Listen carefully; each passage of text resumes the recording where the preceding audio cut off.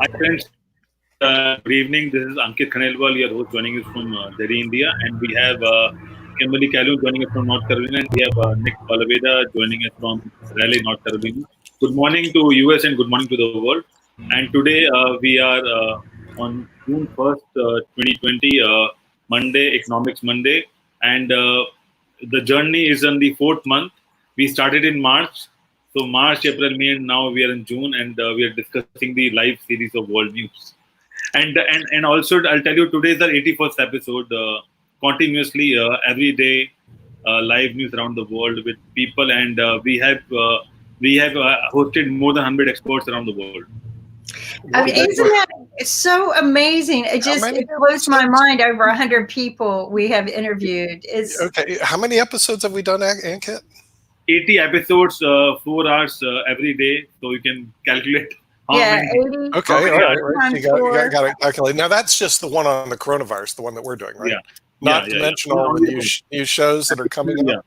And all so the new we've got all of these news shows. It's so exciting, Nick. We've got a little girl that trains dogs that's going to come on. I got to listen to the new shows. I have been completely out of commission for the week. Well, you've been moving, but look how beautiful. Moving. Yeah, I mean, the thing is, it's... You got the clipboard, the clapper. I do. Well, the thing is, the clapper board we use for productions. Okay, but frankly, a lot of the technology that people used in the past is antiquated. That's one of them. Okay, but I kept it anyway. Can you bring it up and show the world? I a clapper board? The clapper board, yeah. I miss it. Use this. Okay, in the old days, use this and to actually sync the cameras when you have to do a multi-camera shoot and go, take one. And also when you're doing post-production, it actually gives the person who does post knows what the scenes are. So it actually has some reason to exist. Today, things are so sophisticated that you don't really need to do this most of the time to sync cameras, but that's what it was used before. As you notice, all of our cameras right now are, I'm going to destroy the whole world. But we can have custom IUTV board, and then before the show we can just play it and then start the show. Yeah, that's true. Yeah, I mean, you can do it, but it's more really for effect than reality today. Because the thing is, it's a clapper board, and it looks cool because they actually did use it years ago, and it actually did sync cameras years ago. But you notice all our cameras are synced, and we're using this technology. As you know, Kim, we don't have to do post-production. I mean, people have no idea. I think we both sat down and cried when you came up with this idea. How bad it is to do this. Oh, my Lord. You know, I mean, the thing is, the technology has moved everything light years ahead in terms of what was done in the past. And also have some lighting off to the right. So I'm trying to work on this. Yeah, this whole thing will be improved back there. But it's beautiful. I wouldn't mess with it too much. Well, it's going to be messed with because I have to have a place to store my 1,000. Oh, you got more shelves open too. Yeah, I get it. Well, I also have more bookshelves off to the left that you don't see.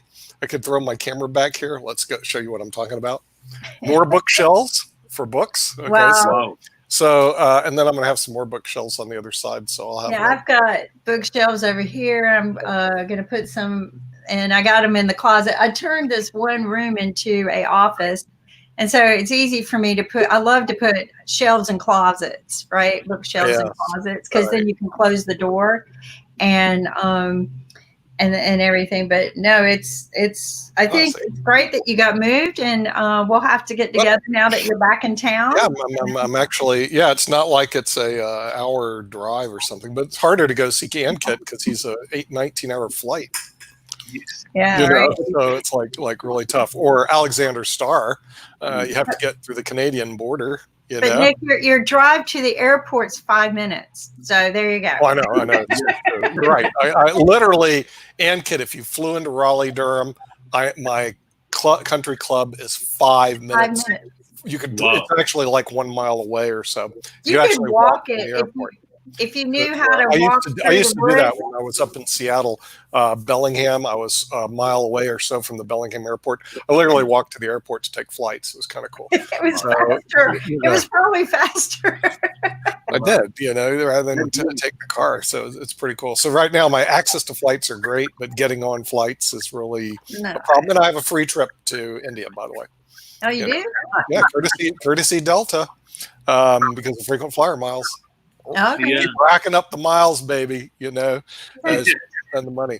Hey, We've been talking healthy food, and I've got my blueberries today and watermelon. But Nick, before we start about the economics, how's US going in past 4-5 days? I think apart from economics, we've decided our economy is so bad that we're just going to burn our cities down to the ground. Yeah. And then we don't have to worry about it anymore. So, we made some decisions, and we determined that it would be better off if everything was burnt to the ground, and then, we'll go from there. Out of the ashes rises the phoenix, and IBM TV is the phoenix. Well, I'm very interested in the new shows you guys have coming on, because I was going, IBM TV is growing. As one of my CPAs told me, you're growing too fast. Okay.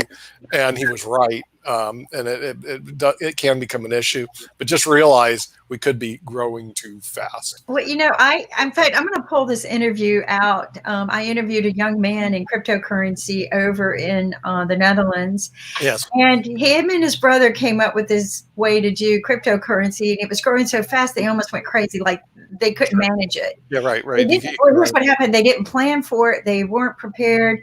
And I don't know how anyone could have something grow so fast they couldn't handle it, but it did. So the Prince of Netherlands stepped in and helped him out, and helped him, get their business plan together and make it into a better business. But I'm like, what a problem to have. Right. No. In some respects, it can be a good problem. But I mean, the thing is, you could run into this issue where you're growing too fast because you're putting on so many shows at such a rapid rate that you don't have time to make all the minor adjustments. And I'm highly interested in what the new shows are going to be on IBM TV. I've seen Chess Stars continually improve. I saw Sasha beat Shirov. Just kidding. But the thing is, he actually had the world's former number 2 on, and of course it got unbelievably huge ratings. But and we didn't even really market it that well. No. If we push the marketing, it would be even more. But we're gonna do that when the shows come on. We know all the channels to go to push and stuff like that. And of course, we had some pushbacks from some of our so-called allies like YouTube. Terms of service violation. Okay, and I think it's coming from Dr. Art's disco thing. No. Where's that? It goes on and off because. But my family reviewed the content and they told me why they took it. My family gave their idea why they took it. Okay, the word said inappropriate content, and they said it's because I used the word breast. I had a word with breast because we were talking about breast cancer. Oh, really? No. What is it, Dan? That was Friday. Saturday's video, if you check now, it's live. The video is live. Oh, the video is live. You reviewed it. Yeah. Well, what happened is. What happened? Stars. Nick, what happened is that they have AI tools, and they are just capturing the keywords, and then they're putting the video down. And once you appeal, they will review it, and then they will make it live if there is no problem. So Kim and I appealed separately, and now you can see the video is live. But the problem is that whenever there's a song with have a copyright issue around the world, so they have a copyright problem in Facebook and in YouTube separately. That we have to deal with it. But apart from that, we'll fix. That Facebook issue, but the YouTube, we didn't have any music that day. We didn't. That was a mistake. You remember it? What happened earlier as well. So now you can check the video. It's perfectly fine. Okay. Yeah, well, I just find it very interesting because our media partners, who aren't really our partners, but our distribution sources, I guess you could call it, I don't know, Facebook, YouTube. That was exhaustive. Whatever. That was exhaustive because we had to download content in order to rescue content just in case, and appeal. We had to do an appeal, but there was nothing inappropriate. Ankit sent me the thing. Nothing inappropriate. I think the thing that we have to be careful about is, of course, the what do they call it? Copyright, intellectual property, copyright, trademarks, patents, all this other garbage that exists around the world, and it becomes. But they will tell you if you violated a copyright law. That's what they Yeah, say. I do get slapped around, so I'm They will, but what they used this time wasn't, hey, you violated copyright. They used that you had inappropriate content.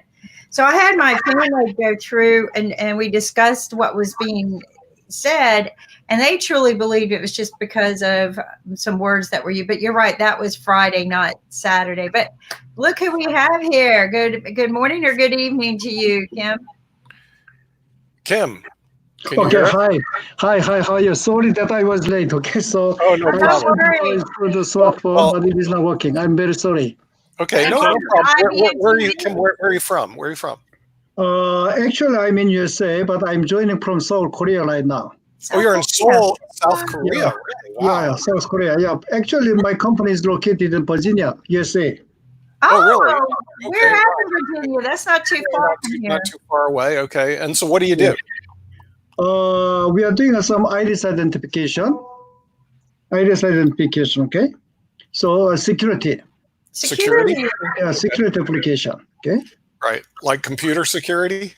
No. It's kind of cyber security and some access control application. And for example, India government has a 1 billion database for the iris and the fingerprint, and our system is the leader to supply such kind of iris identification system.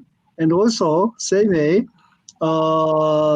Philippine National ID Project also using iris identification, and the United Nations also use iris identification for the refugee identification and the World Food Program. And this is our main areas of business at this time. Oh, okay. What's your background? Are you a computer engineer or electrical engineer? Oh, yeah, electrical engineer. Electrical engineer. Yeah. Okay, all right. That's what. Did you go to university in the United States? Quiet. Yeah, so I graduated from NC State University, North Carolina. Did you really? Yeah. Wow. I sit on the board of advisors of the computer science department. So you went to the computer science and engineering, right? Yeah. So electrical engineering. Electrical engineering. Wow. Yeah. When did you graduate? NC State, North Carolina State University, and I graduated in 1988. Oh my goodness! So you graduated a little after we did. So yeah, that is great. Oh, okay, really? So you know Goodnight and Saul, right? That went to. You actually know. He's got a phone right now. He's got an international phone call right now. Okay. Let's do the PC. So we'll mute him so that he has some privacy. Oh yeah, right. Yeah, we could. Do you know how to do that? Yeah, I just did it. So you did. See the little mute buttons on your panel. You can see what you try to say. Well, I have to go look for them, and I see the mute buttons. But I go if I hit my mute button, I just mute me, which may not be a bad idea, but that's all it does. You're saying that you can actually go into his computer program and mute him. Well, because we own the dashboard. Right. So yeah, I know, but it has all these little gadgets on there. You got to figure out. So where is Kim from? I don't. He's in Seoul, South Korea right now. But South Korea, but I don't know. My friend, Mr. Sharif, asked me to join the Zoom, so I'm confusing. Okay. Yeah, and the thing is, you said you do identifications. Do you them on like cell phones? Like... I have one question. Did Sharif invited you on IBM TV? Pardon? Sorry. Did Sharif invited you on IBM TV? IBM TV? IBM TV. Did somebody invite you? Yeah. Sorry, I cannot catch up. Who referred you? You know Sharif Rana from Malaysia? Do you know Sharif Rana? Mr. Sharif in Malaysia called me right now, okay, and he said that he sent the Zoom link and asked me to join through the Zoom link. I don't know. This is So he will be joining us. Now, but I just got a message. He will be joined an hour later, maybe on IBM. Same one, same show.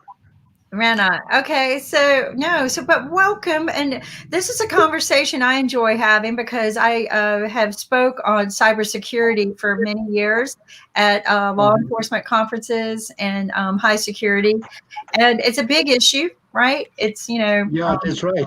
it's a That's big right. issue. So you say that you do it mostly for government for identification reasons? This time, mainly I think government application, but recently also blockchain application is also very good application. So blockchain application, you mean that cryptocurrency is big issue, and the security for the blockchain is also very, very important. And in this case, iris identification also can be one of the good solution about it. Okay. Okay, yeah, that is awesome. That is something that needs to be addressed. That's the reason why I think blockchain hasn't moved fast enough in gaining traction is because people fear it, right? They don't understand the means of security and protecting it. So no, Mhm. that's awesome. So how did you get into cybersecurity? Yeah, my major is in that area, so that's why I think I joined. Okay. Okay, Yeah, but so your major is in cybersecurity. Looks like you yeah, said yeah. cybersecurity now. Just a second.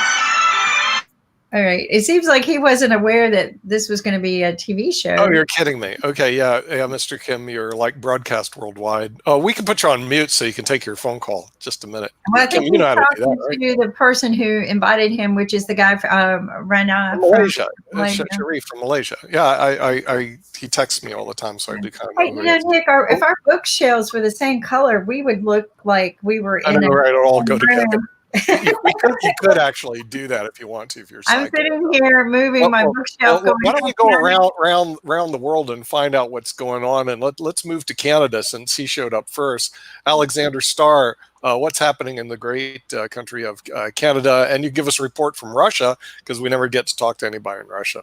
Oh, thank you, Nick. In Canada, things are pretty well stabilized, and it appears to me that more or less in next 2 to 4 weeks, things will become much more open, and the new cases are still appearing here and there, especially in Toronto, more than anywhere else, unfortunately. But it's a very specific area of the city. We are talking about low-income population, and that's where, unfortunately, the cases are still appearing more or less, even more in the last week or so than before.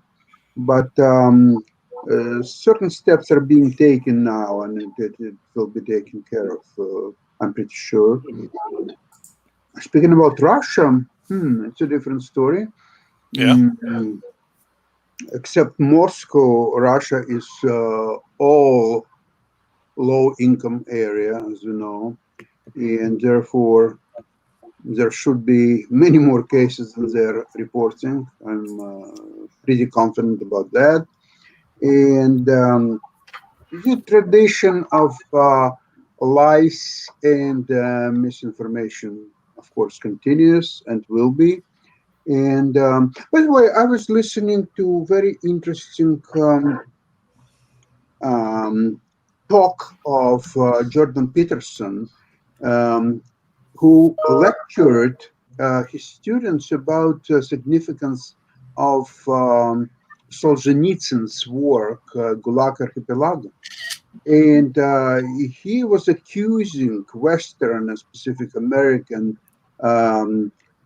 universities and academia in general not paying enough attention to this great work, and therefore hiding from so-called liberals and all students what's the true nature of Soviet system, specifically socialist or communist, or you can call it any way you want, but when they are killing tens of millions of their own people, is it important how you call that system? Probably not.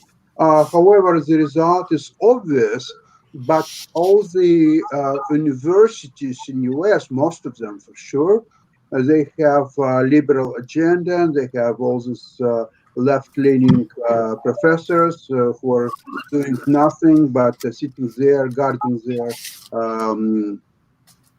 credentials and essentially is accusing them of hiding from Americans' true nature of that Soviet system. And that explains why today so many, especially young people, they are leaning toward the thinking that the capitalist system, and particularly U.S.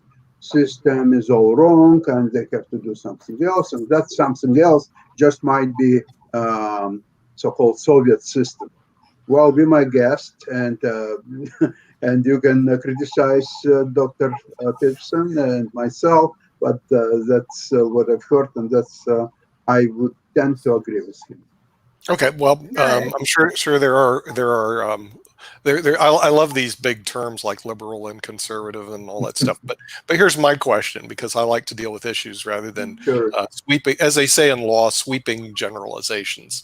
Okay, my question is this: did you ever talk to anybody in Russia, and can they see our show in Russia? That's just pure factual. They can or they can't. Oh, well, surprisingly enough, people are watching. It seems to me, I'm not talking about thousands of people, but a few are watching chess shows simply because of the immediate connection to somebody like Shirov specifically, or even lesser names. So that's a fact. Now, were they able to see your show in Russia? That's my question, I guess. The chess show. Oh, I see, in real time, yeah. Right. I have to actually ask. Okay, yeah.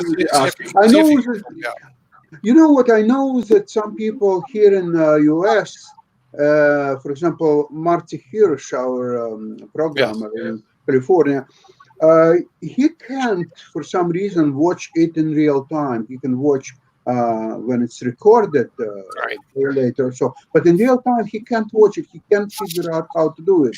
And I think that in this invitation to watch the show, we have to probably spend a couple of lines explaining how actually they should do it. Because, okay, they want to see, okay, it's 3 o'clock, and they're going to IBM TV, they're going to YouTube, they're going here and there. They can't find it. On IBM TV, they show something else, apparently. Really?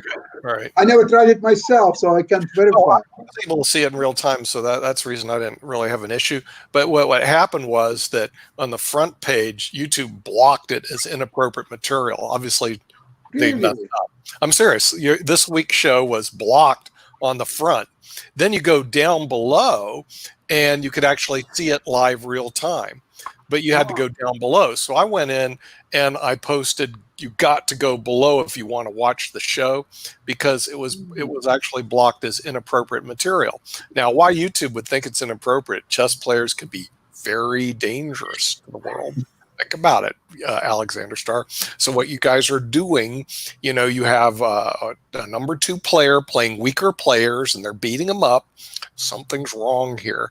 And so the robots decided that it was inappropriate. Now the robots came back and said, hey, it's okay anyway. Which gets me is that ultimately our political lives will be determined by computers and robots anyway, and we're going to fire all the politicians in the world.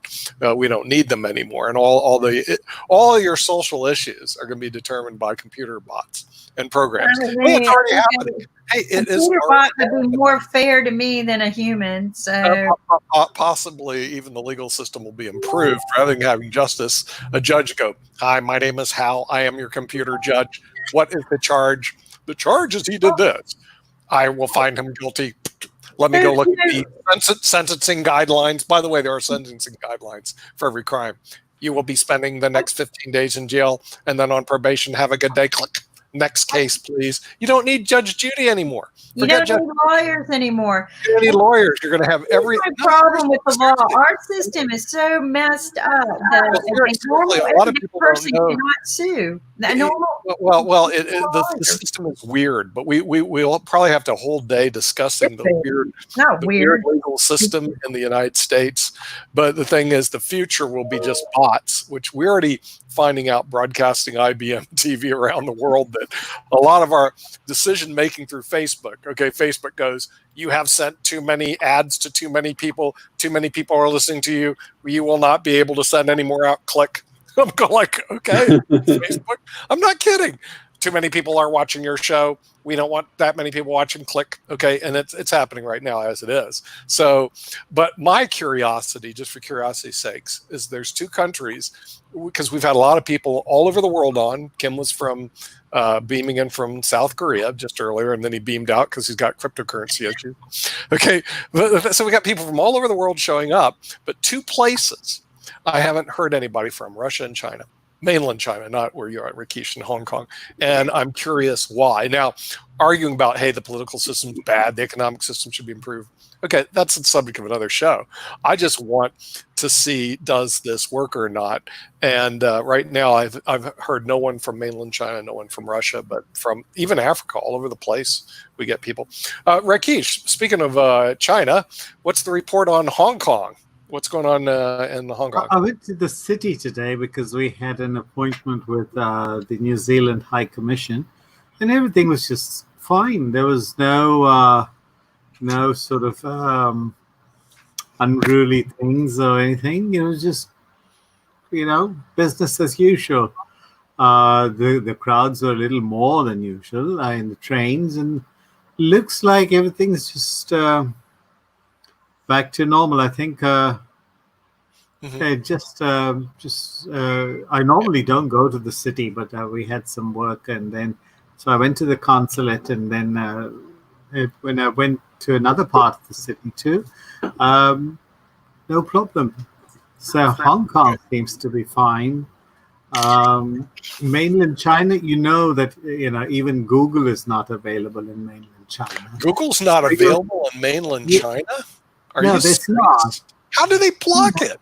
I didn't get Kim on it. See, I don't know enough about technology, how you block stuff.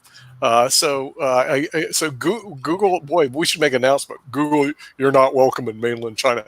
Hey, speaking of mainland China, we have. They know it. They know it. Google knows it. Yeah.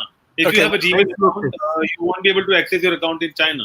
You can access in Hong Kong, but you can't access in China. Well, IBM TV is trying to be friendly to all countries, so we have access to all countries. But interesting thing, we had two things that took place here: protest and riots. And there's a difference. Protests, peaceful; riots, it's not so peaceful. And Hong Kong, China may have to be dealing with that issue. And I'm just curious how they're going to deal with it. We don't have to discuss that right now, but I was thinking, hey, we're dealing with it over here. Ultimately, it's going to be transported over to Hong Kong. We'll see how Xi Jinping deals with it. It's not my problem. That's the reason I'm not president of any country. It's their problem, but I'm just curious how they'll deal with it. Let's move on to India. Ankit, what's going on in the great? Nick, I'll just add one more point in between. So Shenzhen, Macau, and Hong Kong are in one lane. It just maybe an hour or 2 hours difference. So a lot of people who are in Shenzhen, when they have to check their Gmail account, they come to Macau and check it and then go back. You're kidding me. Seriously. Okay, right. No, I know. Well, the thing Someone is, told me that a lot of people visit us just to check their email accounts, which is bad. I know we're beaming into Hong Kong right now because Rakesh is from Hong Kong, but mainland China I don't know about. I don't speak Mandarin. I can't talk to Mandarin people because I don't speak it. I can try to learn it and then find out, hey, what the heck's going on there. But so far, we have a little foothold in Hong Kong. I'm not sure how long that's going to last, but we'll just have to see. See, chess players are universal because it's universal language. It's actually played in China, Iran, around the world. And bringing us to chess players in the great country of San Francisco, I wouldn't say San Francisco is really a city. It's really a country in of itself. It might as well segregate itself out and say in the country of San Francisco. Jim Eade, what's going on in the great country of San Francisco? There is a bubble around San Francisco. And, I lived in San Francisco quite a while. I'm still in the San Francisco Bay Area, but now it's more Silicon Valley. But the idea of San Francisco as part of California is kind of ridiculous because LA is so different from San Francisco. Right. You go, Right. you drive out an hour into the valley, and it's a completely different culture. Yeah. So, I remember when my dad first visited me, and he looked at the weather forecast, and it said from 50 to 90, and he said, "What's that?" That's no weather forecast, but we have so many microclimates around us. Sure. Where you go towards the coast, it's cool. You go towards the valley, it's hot, and but what I love about it is that there's you can go to the ocean, you can go to the mountains. If you like snow, go to the mountains. If you like the ocean, go to the ocean, and nothing is very far away. You can immerse yourself into forests. So if you like trees, hang around the Muir Woods. It's beautiful. Yeah. That's one of my favorite places. And when you say beach and mountains and snow, and one day many years ago, back in 1984, 85, when I was working there for Nortel, I literally went from the beach that afternoon into the mountains where it was snowing that evening. It was just like in one day, it was amazing. From bathing suit to snowsuit. Literally. Yeah, it should be called the country of Silicon Valley, and because it really, listen, it has nothing to do with the United States of America, has nothing to do with even Southern California. Seattle disavows it. That's the reason Bill Gates moved to Seattle. So it's really a country in of itself. And the state of California is the 9th largest or 4th largest world economy. Yeah, I mean, it's huge. Yeah. And these the wireheads over there control our whole world. We kind of get that, but as I was telling Kim, when you're looking for capital, money to expand your business, Raleigh Durham, Research Triangle Park, we got Duke, North Carolina State, and we have 0.075% of venture capital that goes into the world. Silicon Valley, 40%. I can't drive anywhere without passing almost half. So anybody who's listening, any startups who are listening who never listen because they know everything and they have to ask all these questions, they never do anything. They're paralysis by analysis. I understand. They're called engineers. And they just don't get it. That's the reason the people that get wealthy are not the engineer generally. Well, it'll be someone else. But if they're listening, I have a question for Tim. You moved to San Francisco. I left my bank account in San Francisco upon a hill. Now if you're interested in media, you go to LA, and that's it. And everything else, forget about. Well, but we learned that 80% of venture capital in general, 80% of the venture capital is in California, right? So San Francisco carried the majority of it. Spread out. You would think LA had it, but LA is mostly the media and the entertainment. 10%. So Silicon Valley in itself became famous for technology until Research Triangle Park came around. But Research Triangle Park didn't know how to manage the money. They got greedy and they died. They literally it is a ghost town. Nick, you've driven through it. It's a ghost town. There's no more buildings left. They literally, 10,000 people at the top. In each building, 10,000 people. They keep trying to work it to being other than IBM TV. We're the latest and greatest creation of Research Triangle Park. We are the greatest creation of Research Triangle Park. Everything else is a ghost town, and that's the reality. So, and the thing is, people thought they were. What, Ankit? What about the BART? Because Silicon Valley, everyone knows that California is equivalent to a state or a country because they have so much of economy and a lot of things going around when it talks about innovation and things like that. But when you use a BART train in California, that is still the old train. There are no upgrades. There is no innovation. You don't expect us to the BART train. Our trains are old. Of course they are. Come on, you got to go to Japan if you want. That's hitting a hot button for me. Okay. Because I don't understand. It's all Jim's fault that the trains are old and decrepit. Actually, in America. It's the metropolitan city's fault because nobody can agree on anything. And you need a lot of agreement to put together a high-speed train.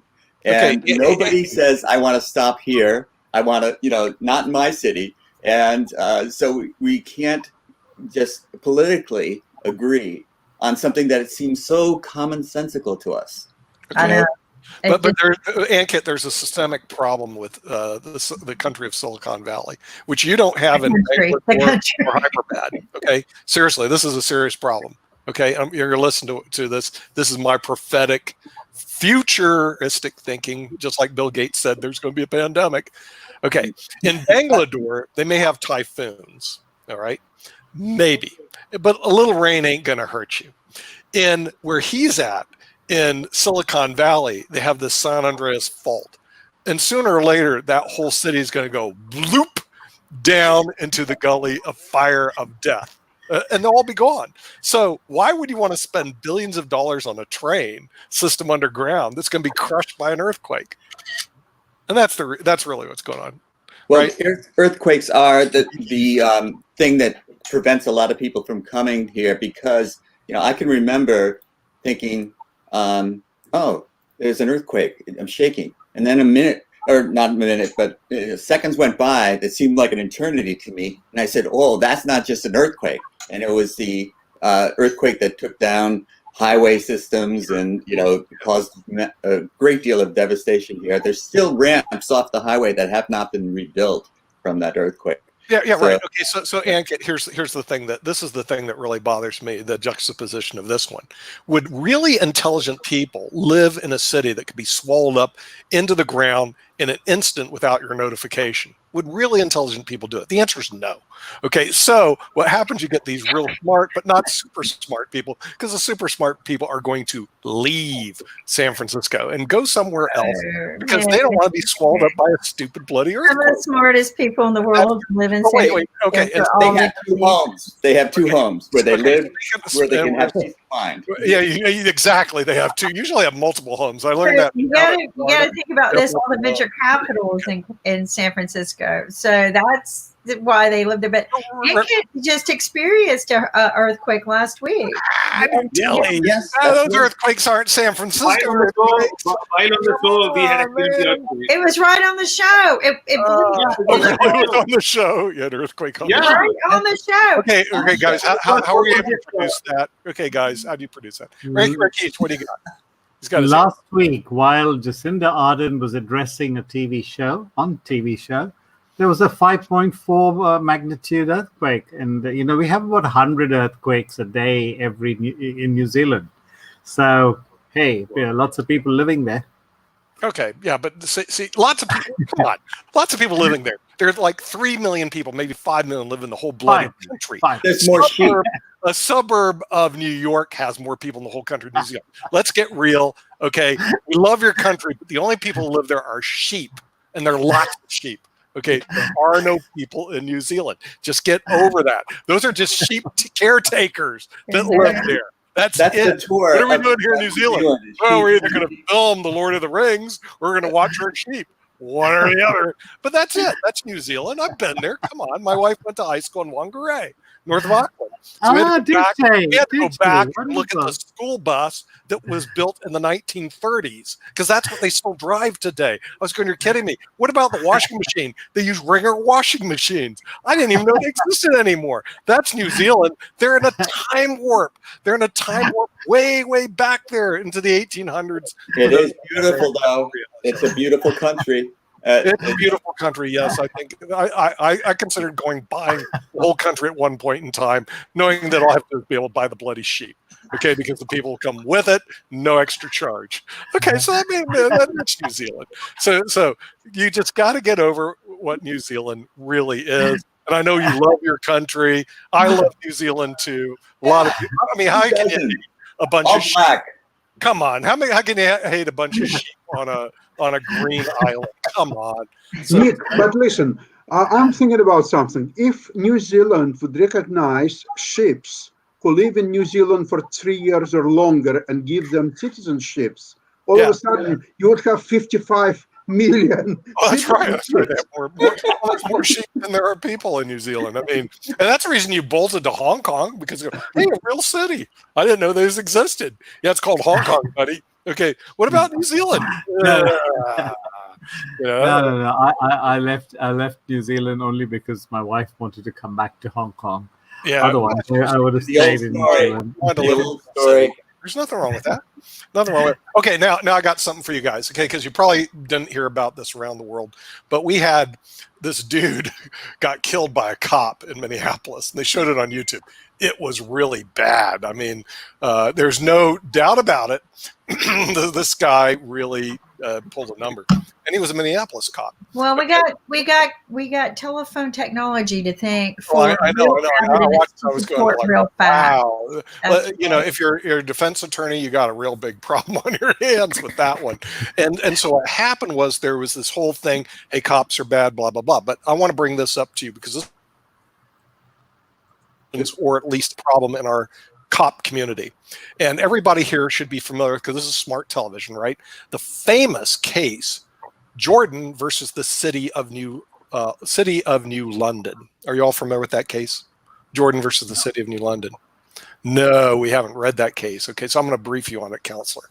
All right, this actually took place in the year 2000 in the United States. Remember, there's a city called London. It's over in England. We have a city in Connecticut called New London. All right. And what happened was there, and you'll love this case, and all the guys in the high IQ department will love it too. There's a guy named Jordan who actually took an IQ test. This is a true case in 2000. And he scored above the norms necessary to become a cop. And what they said is if your IQ exceeds 125, you're not allowed on the police force. Okay, most people here have never read the case. Of course, I read everything, so I read that case. And so what happened was the cops go, you can't be on the police force. Why not? Your IQ's too high. What? So what he did is he said, this has got to be wrong legally, you would think. So what happened was he sued the city of New London to get on because his IQ was too high. It went all the way to the Second Circuit Court of Appeals, which is right below the Supreme Court of the United States. And you know what the ruling is? Yes, the city can do that. Your IQ is too high. You can't be a cop. Bang. Okay. Good thing I never wanted to. America, baby. The reason you have stupid cops is you're not allowed to have smart cops, at least in the city of New London. However, all the police forces around the country know that. Now, here's the rationale. Their rationale was if you're too smart, you're going to quit the police force, and we don't want to spend all the time investing in you. Okay, that could be the rationale. But in reality, this is what got me. When you're done with this show, go Google Jordan, like the country of Jordan, versus the city of New London and read that case. And I was going to present it to my high IQ society and saying, look, you high IQ morons, you may be able to discriminate on race. You may not be able to discriminate on race, sex, or gender, but you can discriminate on IQ. If you're too smart, on you, baby. And then the Second Circuit Court of Appeals upheld it. And we wonder why we don't have an write it down. in our Jordan country. versus the city of New London. It is a great case. A lot of people And don't. it is the problem that we have in the police force because you're not allowed, at least in that case, it may have permeated through other police forces, to have smart people involved. And so what do you get? You get basically stupid cops with stupid ideas and stupid decisions, and that's what happened. I'm not making it up, folks. In the case of George Did you Floyd, Google it, Jim? I did, and you're Yeah. not making it up. Of course, I'm not making No, it up. Jim doesn't make anything Come up. on, man. You know, see, the thing is, Nick, 125 is considered well above average. US. Okay, if you're on a, but see, anytime a person looks at IQ test, they don't understand IQ test in general. Because when they say 125, I always go, wait a minute, is it a Cattell, is it a Wechsler, or a Stanford Binet? That should be your first question. Okay, and if you don't know the answer to that question, then you have no concept on psychometric testing, because they norm differently. If you're a Wechsler, okay, and I'll relate to Jim. 2200 on Lee Chess, chess.com, FIDE, or USCF. Yeah, They're completely different. different. Right. Absolutely. They're Absolutely. meaningless comparisons. Right. There's a difference. If you're a master on Lee Chess, doesn't mean you're a USCF or a FIDE master. It's all different. In IQ, it's the same thing. It's not your number, your 3-digit number. It's what test did you take? Because the Wechsler norms at 160. You can't go above that. Okay, you have to do the Mega or the Titan. Otherwise, you're not getting above it. So they end at like 160. That's it. But a Cattell, a 160, you could have a 120 and be a 160. So it norms differently. I'm not sure what norm they use, but see, this is the general because they didn't say in the case. You can go ahead and read the case. It's kind of interesting. But with the general attitude that if you're too smart, you can't be a police officer. I just feel like. And I want to point something out is for the past 20 years, there have been a lack of trust, of course, between law enforcement, the justice system, and the community. The community, period, not just the African Americans or race or color, but the community in general. And I've had issues with them as well. And when I mean them, I mean the justice system and the law enforcement. And if you don't believe me, go sit for 2 or 3 days in a domestic violent courtroom and see the injustice of our system just against women. Just against women. Yeah. We have two very expensive systems here. Our health system, which we were just shown to be a failure. We have a legal system, very expensive and has a lot of issues, could be a failure too. We also have two legal systems people don't know about. One is the criminal system. If you're black, that's what you experience. The other one's the civil system, which is a private legal system, which if you're white, that's usually what you experience. People don't know that, but it's just like this.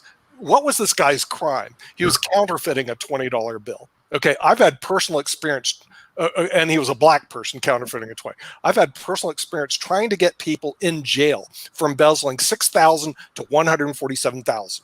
The cops will not arrest them because they're white. Could be because they're white. It is because they're white. And this is what they tell us, because we're white and rich.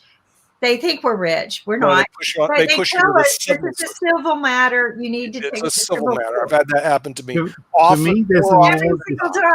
Every single time. Right, civil and criminal. A quick question. If the cop is black, still he does the same thing?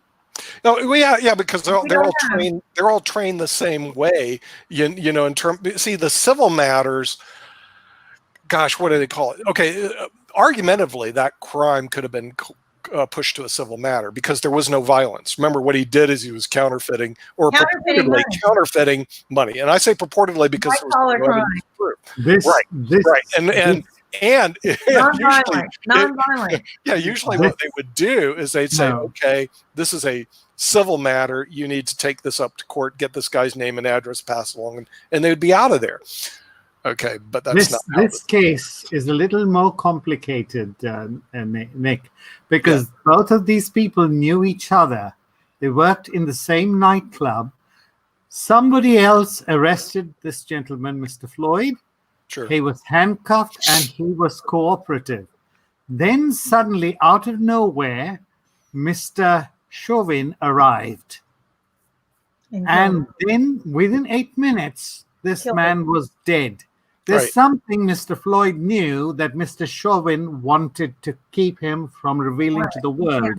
That's why this is a first-degree murder. You're going to find out.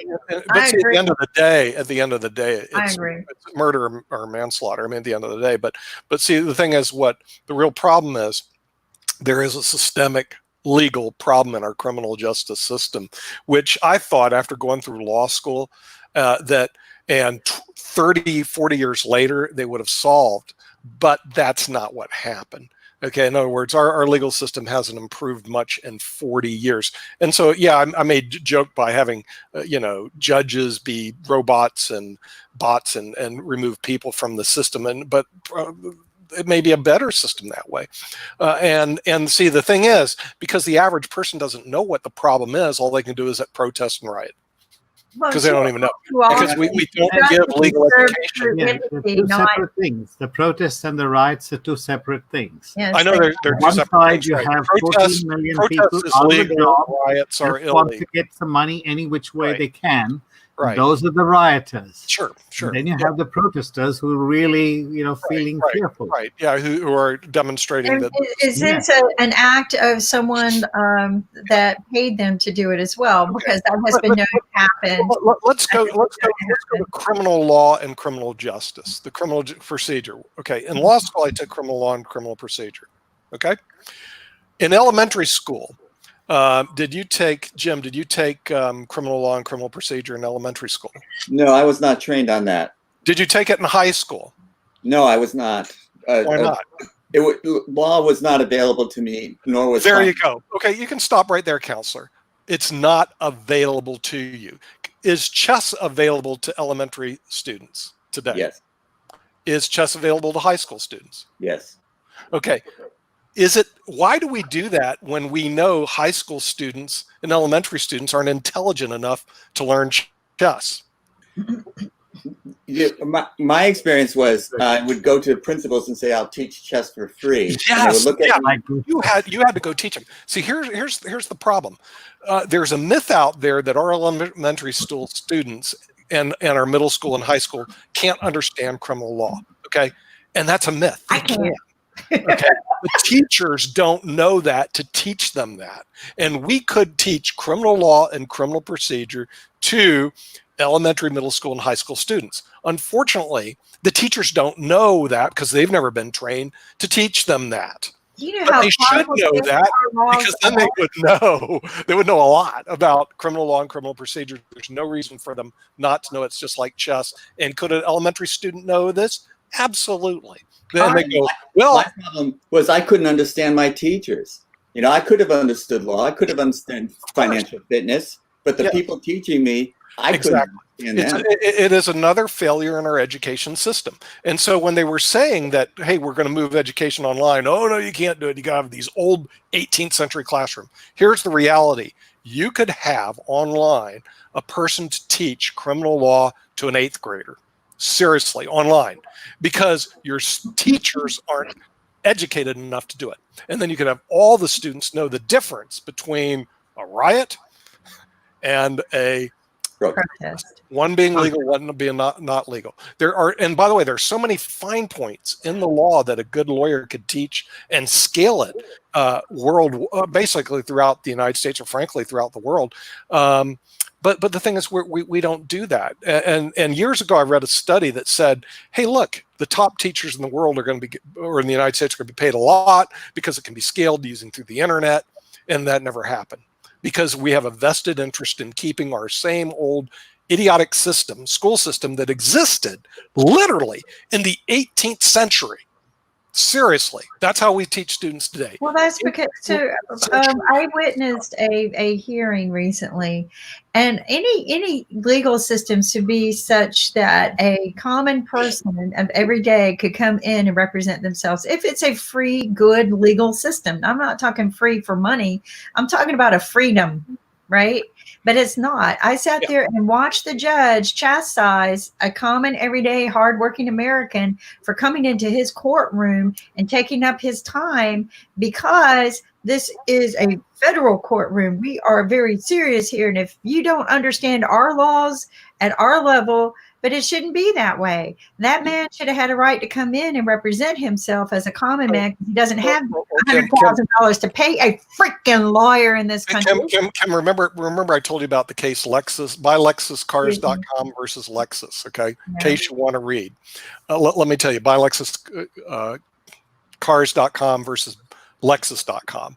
All right. If you read the case, it was very interesting. Judge Kolzinski from the Ninth Circuit, who I've argued before, that's how I got my case to the Supreme Court of the United States, who's no longer a judge because of doing things that are we're not going to comment at this point in time about. But anyway, when they actually lost at the lower court, when he appealed to the Ninth Circuit, he went pro se and beat Lexus on the trademark issue. Great case. It takes a lot of work. I'm going to tell you what, you just can't walk into that courtroom and that judge expects you to know every freaking law. And I will guarantee you the attorney, I already figured it out. The attorney and the judge were sitting there giving each other cues and they ramsacked this guy in a heartbeat. And that should never happen in our court system. Never happen. Never. I left insider lawyering. And if I ever become a millionaire again, I am going to go after the court system. That's where I'm going to go. Because it's our courts and our laws that make everything wrong in this country. Everybody goes, "Oh, this is why we're free." No, we're not. We're indentured slaves. You know, I would like to got a letter from someone. Okay. Now we got some protests going on, Jim. What do you have to say? I wanted to circle back to what Rakesh brought up. Is that may very well have been a first-degree murder, but there is no way that he would have been convicted for that. No, so he's charged with a lesser charge because there's a possibility he could get convicted if they have traffic of who tipped him off that this man was arrested, because there are the other guys who arrested him and tipped him off. When you see the video, this guy was sitting quietly in his car with another guy inside. The place, the 7-Eleven or whatever convenience store called in that crime, obviously tipped off the police, the colleagues of this guy tipped him off that we've got you guy whom you want to Do you think the facts would matter? Do you think the facts would matter in our legal system? No, not in our legal system. You would get off. With a No, quick what I'm saying, theoretically, there is proof. Whether the people do it or not is another story. Go sit in our courtroom for days and days and days in domestic violence court, and that will tell you how our legal system works in any criminal case. It's the same everywhere. Everywhere. See, the thing is, they don't have those legal problems in Hong Kong. The cut, dry, simple conviction. You have them everywhere in the world. You do. Yeah, I know. It doesn't matter whether you're communist or capitalist. Yeah, or right. anything. There are international law societies that are actually trying to improve the systems because they do know that there's certain deficiencies in them. I think AI would clean that up, and you would have less corruption. Yeah, whatever. Conversation about law. Today's Economic Monday. Yeah, we're supposed to do economics, but we switched over to legal for a little while. So, Abhijit, what's happening over in New Delhi? All good.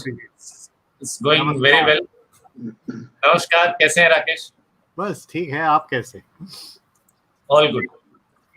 We've got such a interesting situation, and sometimes I think our legal system is part of our economic downfall. So to talk about some of the things that occur and happen, because a lot of people don't know that in any murder situation, it costs our system $8 million to process for every fatality in domestic violence. And this is funny because David K. Johnson thought I made that number up, and I didn't. I took that from economic people who did research, like in deep research, and they did not make this number up. And he came on our show not too long ago. He goes, and Kim was, I did my background check, and she was right. $8 million per fatality. So that is an economic problem when we consider. An economic problem. That's and I can't imagine when an officer kills someone. Oh yeah.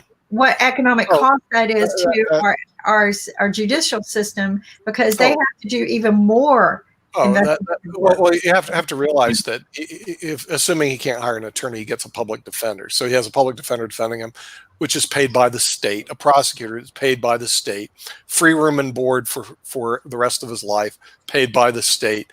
You're right. What he did, and unfortunately economically, is extremely expensive. Forget all the damage that took place because of the protests / riots. What he did was extremely expensive. And but here's what gets me. Where was his trainers? And also, I have a real problem with all those people standing around. In other words, none of the cops said nobody something. did anything. Are you kidding me? And this is why I said, look at the case Jordan versus the city of New London. And the bystanders, including the person that apparently had he took the money from or counterfeited him, was trying to say, hey, dude, you got to get off this guy's neck. I mean, this is basic common sense.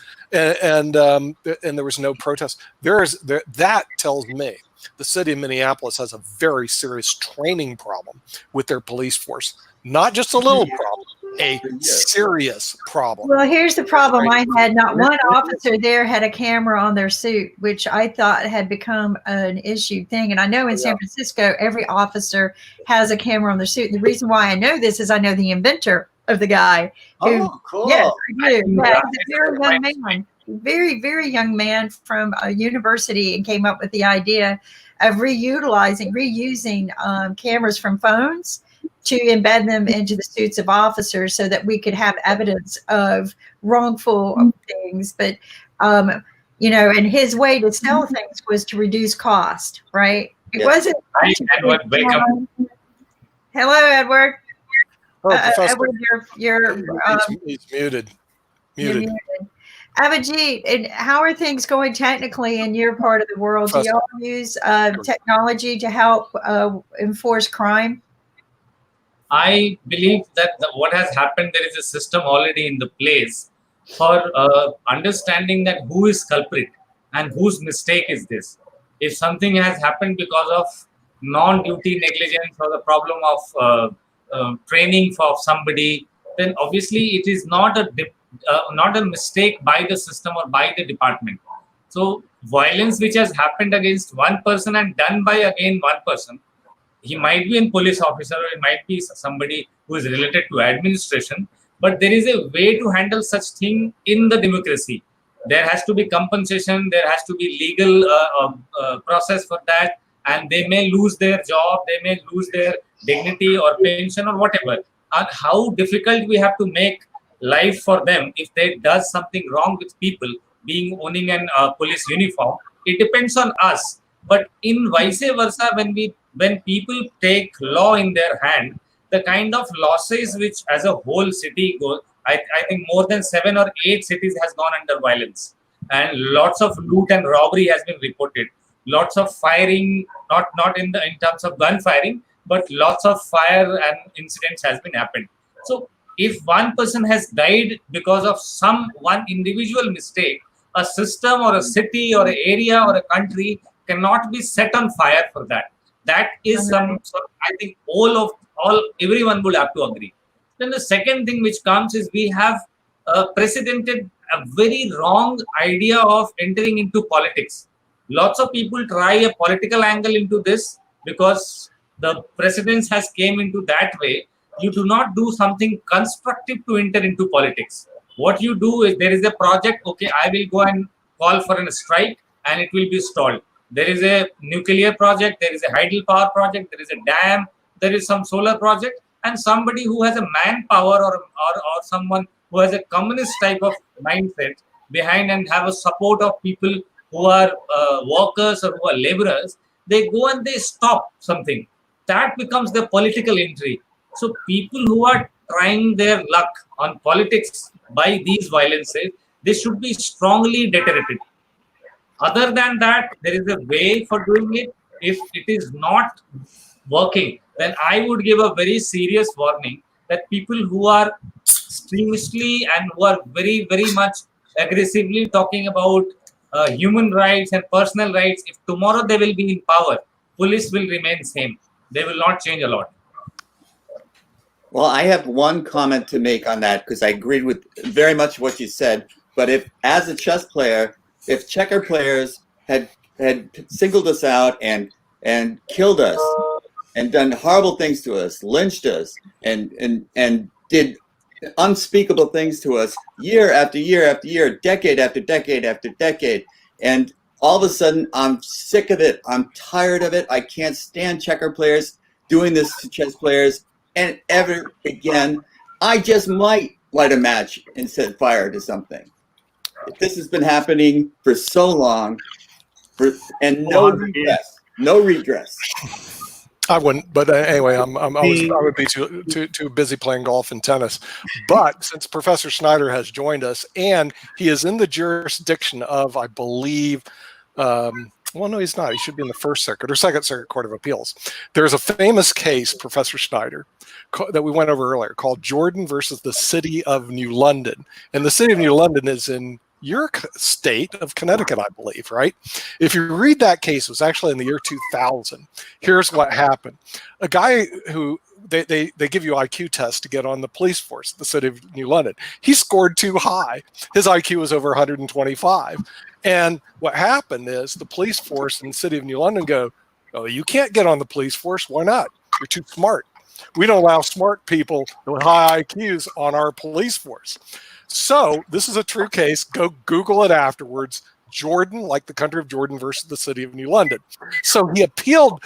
They went through trial. He lost on trial. Went to appeal on the Second Circuit Court of Appeals, and they ruled in favor of the City of New London, that if your IQ is too high, you're not allowed on a police force. Now, think about that one. When I read that case, you are not allowed to discriminate on race, sex, but you can discriminate if people have too high IQs, and they allowed it. And I'm going like, wait a minute. So if I score 125 or better, I can't be on the police force. And so what do we get? Stupid police, of course. I mean, it's kind of the way it is. But the thing is, even though it's persuasive but not binding in all the other circuits, it really bothered the bejeebers out of me, because what happens is everybody was standing around because their brains couldn't kick in and say, hey, empirically, something's wrong. You got to stop this.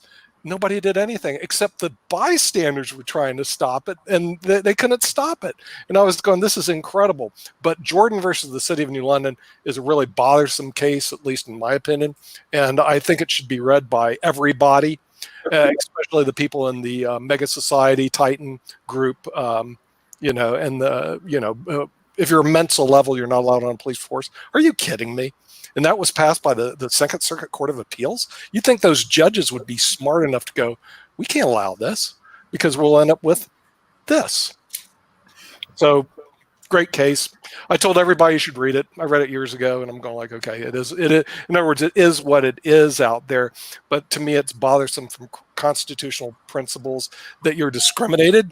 But then, as I was telling Jim, I said what people don't understand about IQ tests, if you take a lot of them psychometric testing in general, a Wechsler, a Stanford Binet, and a Cattell norm differently. Like in chess, if you have an ELO rating from FIDE, USCF, Lichess, or chess.com, they're different.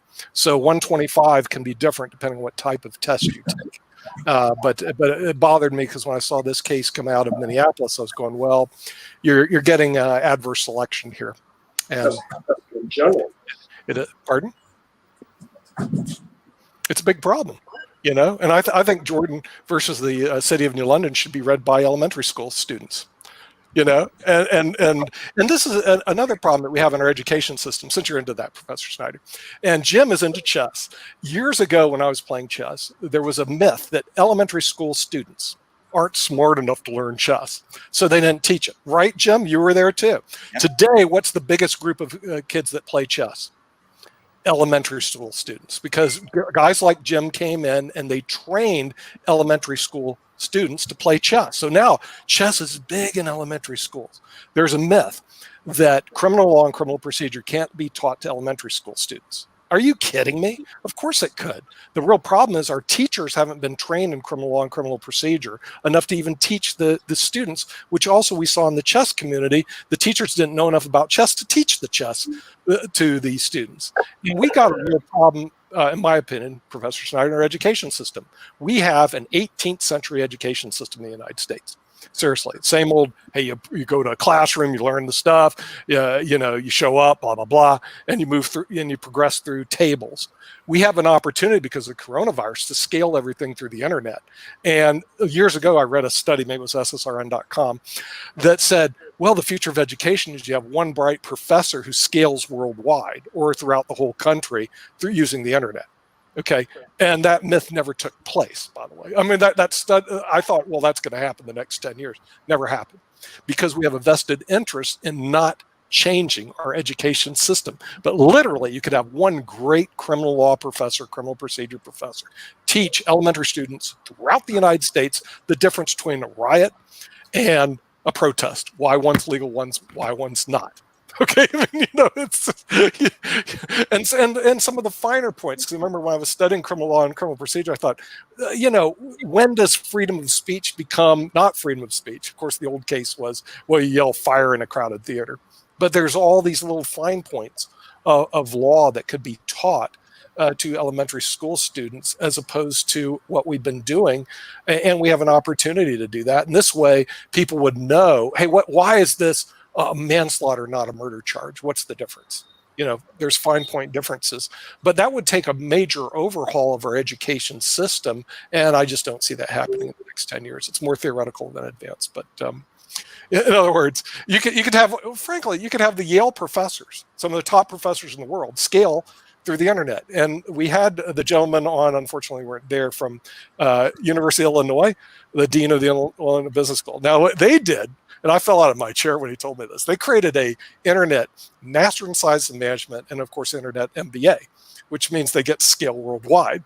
But that's the one thing that got me. The thing that got me is the pricing. $10,000 for the master's in science and management, and only $20,000 for an MBA. Are you kidding me? You know, I don't see how you can do it at those prices, but that's what he said they just did at University of Illinois, and I was kind of impressed because I don't know how you can get those pricing points, but I guess that's not my problem. What is Yale? Are they doing anything on the internet in terms of their education system on the business school? Voice, can't hear.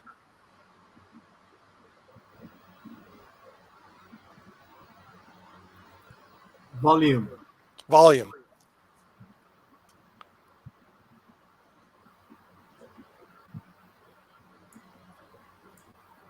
I think need to reconnect. Oh, Have maybe. to sign off, You think and it's then you a connection issue?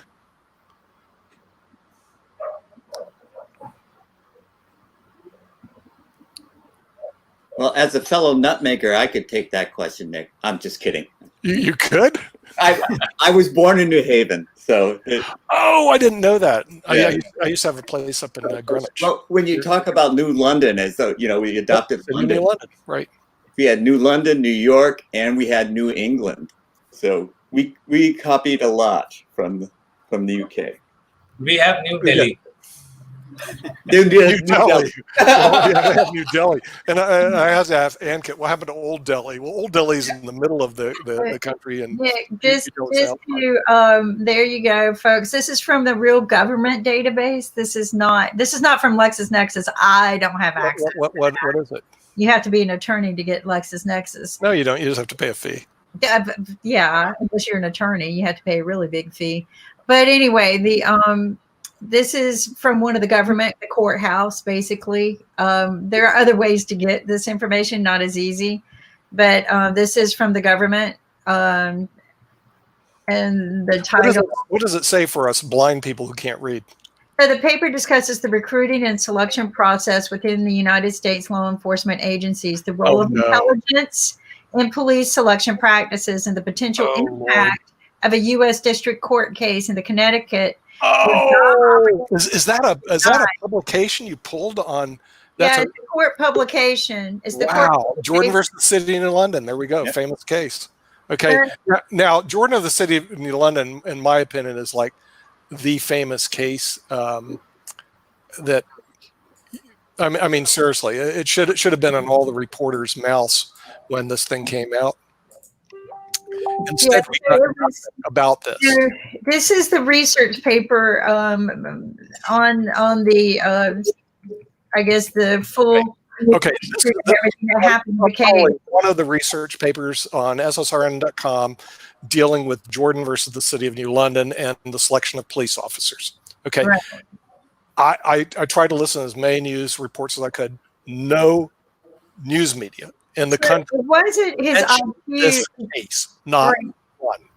It was that he scored too high on the cognitive ability. I know that. Cognitive. Jordan versus the City of New London, all the people in the high IQ societies know this case, or they should know this case. Right. They should have known this case. But the reporters around the world or around the United States, not one reporter mentioned, well, we could have a selection process. And what they call an adverse selection process. Well, what's that? Well, we adversely select our police officers based on the case Jordan versus the City of New London. I was waiting to listen to that. Nothing. So I'm curious. My belief, sue my government for not hiring intelligent people, for using means to not. As an attorney and a former law professor at Campbell Law School, you can always spend your rest of your life in court if you so desire. You can always do that, but you're going nowhere in your life. If you have this, if you get paid, then it's okay. But if you're going to go pro se or do it free or public interest, good luck with that. Professor Snyder, can you talk? Oh, first of all, can you hear me? Yeah, we can hear you. Yay! Technology. I love it. Okay, what's going on at Yale? You guys have online courses available for people? Yeah, we've been going online using this network of schools around the world. So, and now we're really pushing hard to accelerate the progress. And, it's a very interesting process. We've got about 30 schools. It's sort of if everybody throws in a course or two, teaches it online, and then students throughout that network can take those courses. And then separately, I think this fall, the university has not made an announcement except to say that we're going to start. They haven't identified how we're going to start. So if I were a betting person, I would say we'll be online. Yeah, and what's wrong with online education? See, at Northeastern where I teach, for 10 years, okay, the graduate tax program, they start as online and we're still online. I don't have any problem with that, okay? And I don't think the students have a problem with that.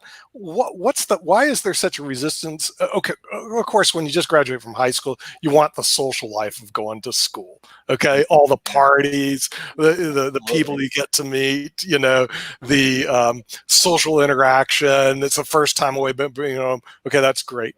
Now you go through that for 4 years or whatever, and now you're going on to graduate school. You go, wait a minute. I want an education. I know, so I've done my social life. I'm done with that. What's wrong with online education? So what's happening here is for the very top schools, the big brand names, the club is still very appealing. So exactly what, all that socializing, the networking and so on and so forth, but that's very expensive. And what you're seeing is increasingly available online programs that are approaching the quality, and we got this boundary. And my guess is the boundary is going to shift even higher, meaning that we're going to get more high quality schools like Illinois and Carnegie Mellon to offer online programs. And that's going to continue to erode from below the set of schools that are hanging on to the clubs. Yeah, but the thing is, but it's going to be a long time for a university like Yale to lose its brand. When you think, in other words, the Yales, the Harvards, Cambridge, and Oxford are going to occupy the top slots for the next decade or two, just because the brand's been around for so long. What do you think? I think you're right. I think part of this is, it's a classic case of, if you're selling a high quality branded good, it's supposed to be really superior. It's got to be exclusive. Mm-hmm. And that's the club. And I'm not saying it's club meaning bad, but that's the club. And like you said, I think it'll last longer at the undergraduate level for the reasons you mentioned than it will at the graduate level. The MBAs are, most of them are above 25 and some are in their 30s. And their lives have already begun. I mean, how much club stuff do they need? Some wouldn't like it, but I think we're finally facing a point where the really high cost of residential education, schools like mine raised tuition 2% in real terms above inflation for 25 years in a row. Sure. Oh, you get to a high price. Yeah. But at the same time, your acceptance rate is 7%. I mean, the thing, at least it was in the law school, when I looked, I was going like, wow, you have a 7% chance of getting into Yale Law School. That's it. They reject 93% of the applicants. So they may be able to raise their prices, but they still have a strong demand. In other words, there's a big demand for the Yale Law School brand out there. I think the business school's the same way. In other words, I don't know what your acceptance application rates are, but you probably, the reason you can raise the rates is that it's price insensitive. In other words, think about it. At USC, somebody was willing to spend $500,000 to get into USC, to have the USC brand, one of the actors there. I mean, that's kind of interesting. My wife went to USC. I was going, did you have your cousin give him $500,000 to get into USC? No. Okay. What a quagmire of a mess. And I have to question the schools as well, because they know those kids could not pass those tests. Those kids went to school for 12 years in the same system. Most of them did. I mean, my son went to the same school for 12 years. They know what your child is capable of. So when that kid, and you know what schools they're going to, when they graduate from high school, you know where they're going. And you cannot tell me that the schools did not know that that child was not capable of passing that test. You can't tell me that.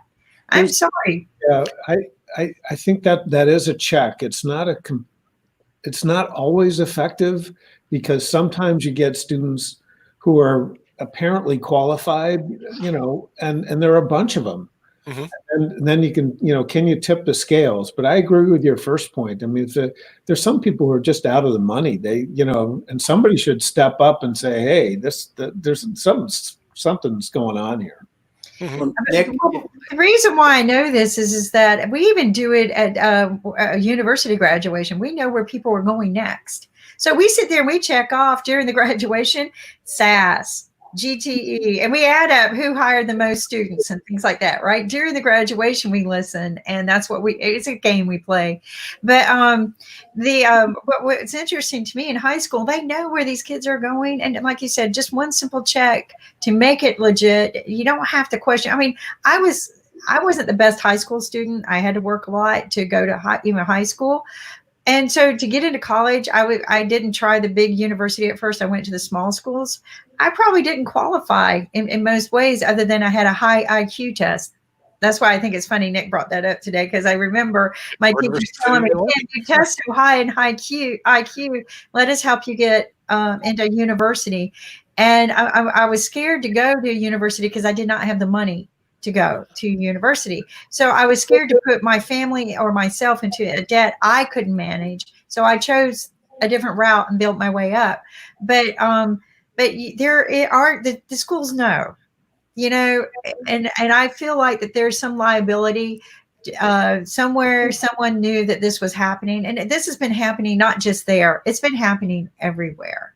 You know, well they have to figure out some barriers to entry. In other words, at some point in time, especially in a classroom that has a physical location, they can only hold so many students. I mean, if your classroom holds 30 or even 300, that's it. So you got to cut, and you have 1,000 applicants. You got to cut it off at some point in time. I'm just highly disappointed. You can't accept everybody. Parents, because I would have never paid somebody off to put my child into something that they mentally probably could not handle. Well, I think very disappointing as a parent. And watching these people buy their children's way, right, rather than help them themselves into establishing themselves. There's something very wrong with the mentality of our society when people do that. I mean, there's just something very, very wrong. I was glad to see heavy punishments done. I think that they were done on a favoritism way. Not everybody was equally punished. And I don't think that that was right. I think everybody should have been equally punished. Everybody was doing the same crime. And so I don't know. What do you think, Dr. Edward? Am I too harsh here? You too harsh? Yeah. Not possible. You know, absolutely not, Kim. You're not too harsh. Okay, well, thank you. Yeah, well, the thing is, they were gaming the system. But I mean, here would be the counter argument. See, in law school, what they do is, whatever argument you have, okay, now you get to argue the other side. Yeah. Why would you do that? Because somebody's going to pay you to argue the other side. Okay, I'll argue the other side. And here's the other side. Okay, the system may be gamed to begin with, because to get in, they actually do two things generally. And you would know more about this, Dr. Steiner, I would. But it goes back to my research when I was in the MBA program when I was 19 years old, which may have been a mistake, but that's another story. Okay, the thing is, what they do is usually cross-index with two boxes. One, your grade point average. That means how well do you listen and do you do what you're supposed to do. Two, either your LSAT, your GRE, your SATs, or whatever the scores are. And then there's like a matrix box. If you're in the top box, you get in. If you fall below in some of these other boxes, you're out. I mean, you almost don't even need an admissions counselor. You could take all the data, give it to a computer program, and they'll say you're admitted or you're not. So it becomes it could be a quite simple system. But here's the gaming on it. And Jim will appreciate this, because I told my son, because he went to Duke, I said, oh, you want to get into Duke? Yeah. Here's what you got to do. You got to game the GRE. Well, how do I do that? I said, do you know how much time and effort you spend on video games? Because he was in video games. I said, yeah, you got to spend that much time and effort studying the GREs, knowing every little thing about it. So, and spend at least a year studying it. Now, I was coaching him because the opposite coach says, oh, you just got to do it natural abilities. It's like chess. Jim, how many people just walk up, hey, I'm naturally smart and I'm now a grandmaster? Never. Okay, they always work your butt off, and then you do well. So he did that. He gamed it, got like a 1580 out of it, 1600. Gaming the GRE, then got a full scholarship to the Duke PhD in electrical engineering program. Okay, but here's the point. If you didn't have a parent that coached them to do that, they will never get there. And so what happens is in the elementary schools, they start off, and you know the Dalton School, Jim, one of the big chess schools. Oh, yeah. I was there not too long ago. In the Dalton School, what they do is they start training people on all the not psychometric testing, but basically the ETS testing programs. Seriously, which are your SAT, your GRE, your GMAT. It's all the same garbage over and over again, and they start training them in an early age, like an elementary school, and then by the time they go to high school and college, they whack these tests and they end up in the top box. And it's because the parents coaching, not the teachers coaching, that makes the difference whether that student goes to Duke on a full ride in a PhD program elementary in electrical engineering, or they end up going to Jones Community College. And that's the reality of it. A comment or a question. Abhijit, what is it? I have it's a very good thing that Kim, which you have reminded that there are layers of partiality which you have seen into colleges and schools on the basis of punishment, and then now Nicholas has added that there are parents, and then they have layer of teachers, and then professionals and private coachings. But I have a question from Mr. Snyder: is this difference between people, or the discrimination between people on the basis of their race or color or their economic group, it's a very, very long and historical story. And people who have been discriminating, and people who have been on the upper side of any era, maybe in history in past many 100 years, they also gain some of the power and money and then the position in the society. And at the other side, who were discriminated because of some difference, they went down, and now our societies have grown very liberal from before. So this cycle of building an asset, building in power and position, and then using that cycle, that power and position for making more laws or making more policies, which again discriminates people. This cycle, is there a solution to come out of this cycle, or bring a very harmonious culture between where there is no discrimination, right for all, everyone is equally punished and equally cherished? I think you can answer. So are you asking about the US or global? US. If you will speak about US, it will be more precise. Okay, so here's my take on the US educational system and the implications for equal opportunity or the lack thereof. We have a lot of competition at the college and university level. And I personally believe that that's enhanced the quality and diversity of our offerings. But we have a very inequitable K through 12, which is dominated by public education, but also some private options. And you know, the disparities in K through 12 are vast. I mean, I was a public school kid, but I never went to school in the inner city. And you know, Nicholas was talking about this, you know, teaching kids really tough stuff. They just are not stretched. They don't have that set of aspirations. So I think what's really unfortunate is that we get these students starting out K through 12, and they're not developed. So they've been, in effect, discriminated against. And then they get to the college and universities, and then they're scrambling to give spots and access to students at that level. So it's a very strange thing. And if I may just say, what I came in today worried about was, how do we get the students transitioning into productive employment when you think about the conditions right now? We've got rungs of the ladder being taken down. The communities are under pressure. We've got 40 million people out of work. And then there's some technological pressures that are coming around AI. Just think about autonomous vehicles. And where is all this going to go? And I came in today's discussion, aside from being very happy to see everybody, I'm really quite concerned. I think this is the country's awakening to the need to do something better for populations, including K through 12 kids. But the conditions right now for having some impact and having success, those conditions are more difficult now than I've ever thought about in the past. So I have a question for the board. I was going to let Ankit ask it, and maybe he might have to because I'm having technical difficulty. But I get these kind of questions all the time, especially now that we started Economic Monday, and everybody just loves the team. You know, thank you, Dr. Snyder and Abhijit, for joining us, because these are global problems. This particular question is from an avid viewer, but she's at work right now, and she would wish her name not to be mentioned. She is a single mother. I know of her, so she's real. She is a single mother who's at work, and her name can't be mentioned. She has a child that's disabled and no support, not even government support or much. Insurance is very difficult, as we all know, to get, and very expensive.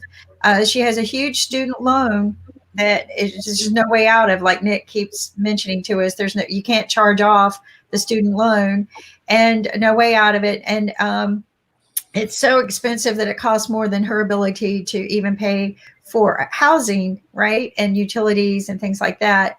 She's working 3 jobs right now, trying to take care of her child. Of course, this situation with COVID has sent her into a tailspin that she can't hardly breathe anymore, right? And trying to keep her head above water. She's done, to me, very well. She's communicated with me, and I've communicated back with her quite frequently, just to try to keep people's spirits up. But she can't get ahead. She can't find a job that was her career base. She has a degree in psychology, and I think an advanced degree. But she's working 3 jobs. Where do we go? And you bring up the same problem. She's struggling and has been in our society for quite some time, and she was suffering. And then we have kids coming out of school with nowhere to go. What do we do? I mean, what can we put together as a team and plan forward? Because I'm concerned. Well, I think one thing is you can give debt relief instead of bailing out the large corporations. You might bail out the people like the one you just described. And she's not alone. She's just one of many. And so how about some debt relief for the people instead of the corporations? I agree. Okay, here's the problem. Counselor. Okay, here's the problem. Okay, if you've ever been to Washington, D.C., the Tower of Power, and worked as a lobbyist in the Tower of Power, okay, there are lobby organizations, and I know I was with one for several years. It was quite impressive. There we go, Dan. Okay. Now the thing is, you got to see who the lobbyists are. And that's how I got our senators to actually come to Campbell Law School, because people at Campbell, how do you get senators to just come to you on the back? And I said, why, I'm a member of the 12th largest PAC in the country. Hello. Okay. And PACs make a difference because they make the political contributions. And all I did is spend time giving political contributions out. It's kind of fun. But let me tell you something about wonderful students that are out there. They do not have a PAC. They don't even know what a PAC is. Let alone have a PAC. Now, if they had a PAC in Washington, D.C., then they could accomplish what you're trying to say, which is to actually repeal the BP CPA rule of 2005, which is the Bankruptcy Consumer Protection Act of 2005, which put a provision in that said student loans are not dischargeable in bankruptcy. Right, they are not dischargeable. It's a big problem. It's a big legal problem. But I figured a loophole. It didn't exist until 2005. Now, I found a loophole yesterday. If they allowed student loans to be dischargeable in bankruptcy, you wouldn't see 1.7 trillion in student debt. Okay? So all you have to do, if you want to correct this student debt problem, rather than creating a class of indentured servants, which I've yet to see that case argued before the U.S. Supreme Court, which I think is a case. Wait a minute. Let's do it. Now an indentured servant. Okay. Why am I indentured servant? Because I have a loan I cannot discharge through bankruptcy. I'm forever having to go to work to pay student loans. Okay. You're technically an indentured servant. I'm sorry. That's the way it is. It has not been argued before the Supreme Court. What their argument back is that it was a freedom of choice. You had a solving okay. the problem is a three-letter word. It's a PAC in Washington, D.C. You'd be surprised how well they do in the Tower of Power. Okay, you can literally get senators, senators to show up on your beck and call if you're a member of a powerful PAC. Students have no PACs. They don't even know what a PAC is. Well, maybe that's something we could do, Dr. Edward, is put together, even on a global basis, because I'm sure might be a problem globally for students. Oh, no. Dr. Edward ain't going to go tell a student, hey, guys, you need to start a PAC. Can you a PAC? Are you kidding me? Not a PAC. You don't want to get those Yaleys out there with a big PAC. The Yale student PAC? That could be a dangerous animal in Washington, D.C. Dr. Edward, you brought up a huge concern that was weighing on my mind as well. I have found a loophole, and I'm going to talk to Nick about it because I don't know how legal well, it's a loophole, right? But and there's a loophole in law everywhere. If you really read every law written, which is a passion of mine, is you can find the loopholes because they're all written so that the judge can use that law as he deems fit when he makes his judgment. And this is what I tell people. That's why there's never justice in what we call the justice system. It's never the same. It is never the same founding. It's never the same basis. They create precedences, and those precedences are changed. But it's never been fair. But the thing is, it's up to us to go out there and find those loopholes. And if we want to use them, it's kind of like the NOL situation going on with Trump, right? I agree. If he had an NOL, then by God, let him use it, because that's one of the things that the IRS comes down on me about is an NOL I had the same time he did. So it must be an issue, flagged, and it might be because I was Republican back then. I'm not Republican now, but maybe they're red flagging all Republicans that had NOLs. We've seen that happen. Well, you're audited by a computer now, anyway. Roberto Soprano, a fifth-generation attorney in Italy, has joined us from Rome, and so he since he's had to spend time in the legal system in Rome for 5 generations. How is the legal system dealing with issues like racial inequality in Italy? What do you guys do over there? As Roberto. Hi, everybody. Well, we have a unique approach. We don't do anything. That is a unique approach. Which is the Italian way to deal with problems. Oh, the Italian way to deal with problems. Ignore it. Yeah, we defer. We wait for something to happen, and we usually betray the Germans. Which is okay, right. So what you're telling me in Rome right now, there's no marching in the streets, no protests, no nothing. They're doing it in London, but nothing in Rome going on. In Italy, no. Yeah, Italy. They're busy eating, drinking, and being merry. Think about it. They got themselves sick because they felt bad for the Chinese when everybody was coming down on them, and they did that National Hug Day, Hug a Chinese Day, and unfortunately, that's how they got COVID so bad. But I mean, I'm not making a joke out of it. This is serious. The Italians, they don't. Roberto, without riots and without protests, you never make it media. Come on, you need something bad to happen over there. Absolutely. So we actually, I mean, and just another thing to explain how sometimes Italy works. We have a huge unemployment problem, and we have actually some trade unions for unemployed. So just having a trade union for who's unemployed it's kind of strange. But then again, and I'm from a city which is in south. It's Naples, and Naples. It's not Naples, Florida. It's Naples, Italy. Naples, Florida, tend to be very hot during the summer. Yes. Summer starts more or less May. So usually the unemployed trade unions march 1 or 2 days a week in Naples to ask for jobs and for work and for whatever it is. until May, they usually have demonstrations and marches during the morning.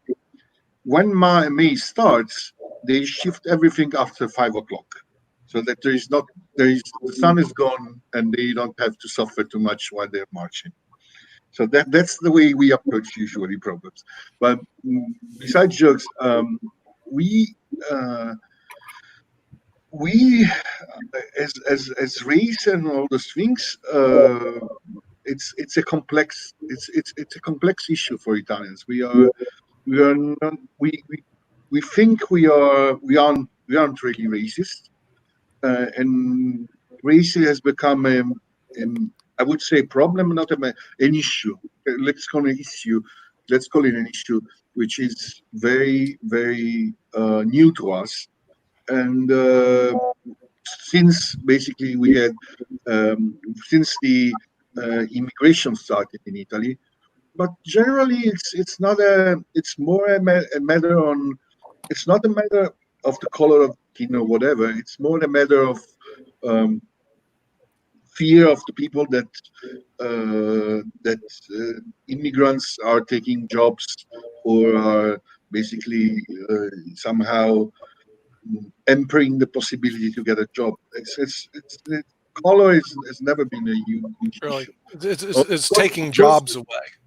Right, but now you got this little virus that's taking jobs away, so you don't need immigrants anymore, do you? To take jobs away. We actually do need immigrants, because I mean, there's part of our industry which basically relies only on immigrants, like agriculture and other things. But we had especially in some I wouldn't call them places, but we had a lot of problem with racism in the last few years, like in football. Also because I don't know why and when it happened, but most of the we have this thing which is they're called ultras, which are basically somehow the hardcore fans, and they turn more or less. The last 20 years, they turned right wing, very hardcore right wing, and I don't know. But in Italy, the idea of being a right winger is basically fascism. But there's nothing else that's not liberals, Republican, whatever. And in some instances, it came back to also color of your skin, or whatever. But usually, it's not a big problem. It's you're mostly judged for the person you are, not for the color of your skin. I love that. Roberto, I have a very small question, a very quick one. It's very good to see you from Italy, and I just want to know that across the globe, this is going to, and it has started from the United States of America. There are background music which is running across is the economy and the breakdown of recession, which is yet to come up. Lots of loot and lots of robbery has happened in the United States. Always there is a gap between the government and people who have suffered a lot. And if I look at the number of Italy, the life losses and the deaths numbers are very high. In that scenario, how people are reacting to the government, because whatever the expectation they had from government regarding health system or regarding health services, it has proven to be not up to the mark.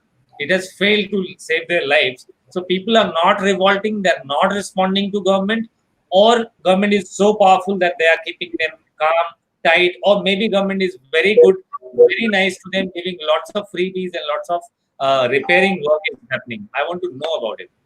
That's a good question. Well, how's the government in Italy? Weak as usual. Weak as usual? What do you mean by that? Well, we changed. I mean, we changed more government in our history than I changed shirts in 1 week. So, I mean, I get your point, and well, there's one way of saying that we are we are poets, travelers, and saints, and we're not done for the war, and we're not done for the revolution. So it's pretty easy to to control you don't need a strong government to control Italians. As long as things we are used to the wars. So I mean, the government has made I mean, they made mistakes, but I think in the pandemic, no one can say they did it all right. I think maybe Norway, maybe New Zealand did most of the things right, but we made errors and the government made errors. We will judge them, we will discuss, we will insult them as usual. We'll make fun of it a lot, and nothing will happen. Okay, so the government doesn't do anything over there, and people just die of coronavirus. Let's go to Malaysia. Sharif, in Malaysia, what did the government do over there, and how many deaths do we have in your 33 million person population? What's going on in Malaysia? Can't hear you. Can't hear. Oh no, he's got speaker issues. Can't hear you. So while Sharif, plug it in and out. Yeah, he's going to have to get. Yeah, yes, Professor. well, while he is fixing his sound issues, it's fascinating to hear the report from Italy, and the issue of immigration is on my mind. As people who were born here grow up here and they feel that the first rungs of the ladder are not within their reach, that's sad, but I think that sadness can turn to anger very easily and there may not be a logic to this, but a sense that illegal immigration has resulted in fewer opportunities. And I wonder what's going to happen going forward when we've got 40 million people unemployed. As an academic, I've always thought about this and thought, well, it's good to get more skilled people in. A related issue now is with Hong Kong. I don't know if you've read about this, but the UK is talking about inviting people from Hong Kong who have the appropriate designation to just move to the UK, and there was some discussion in the US. But I think this is a very combustible issue for the US right now with the unemployment. Technological change is going to make jobs yet more scarce. And of course, the inequities around K through 12.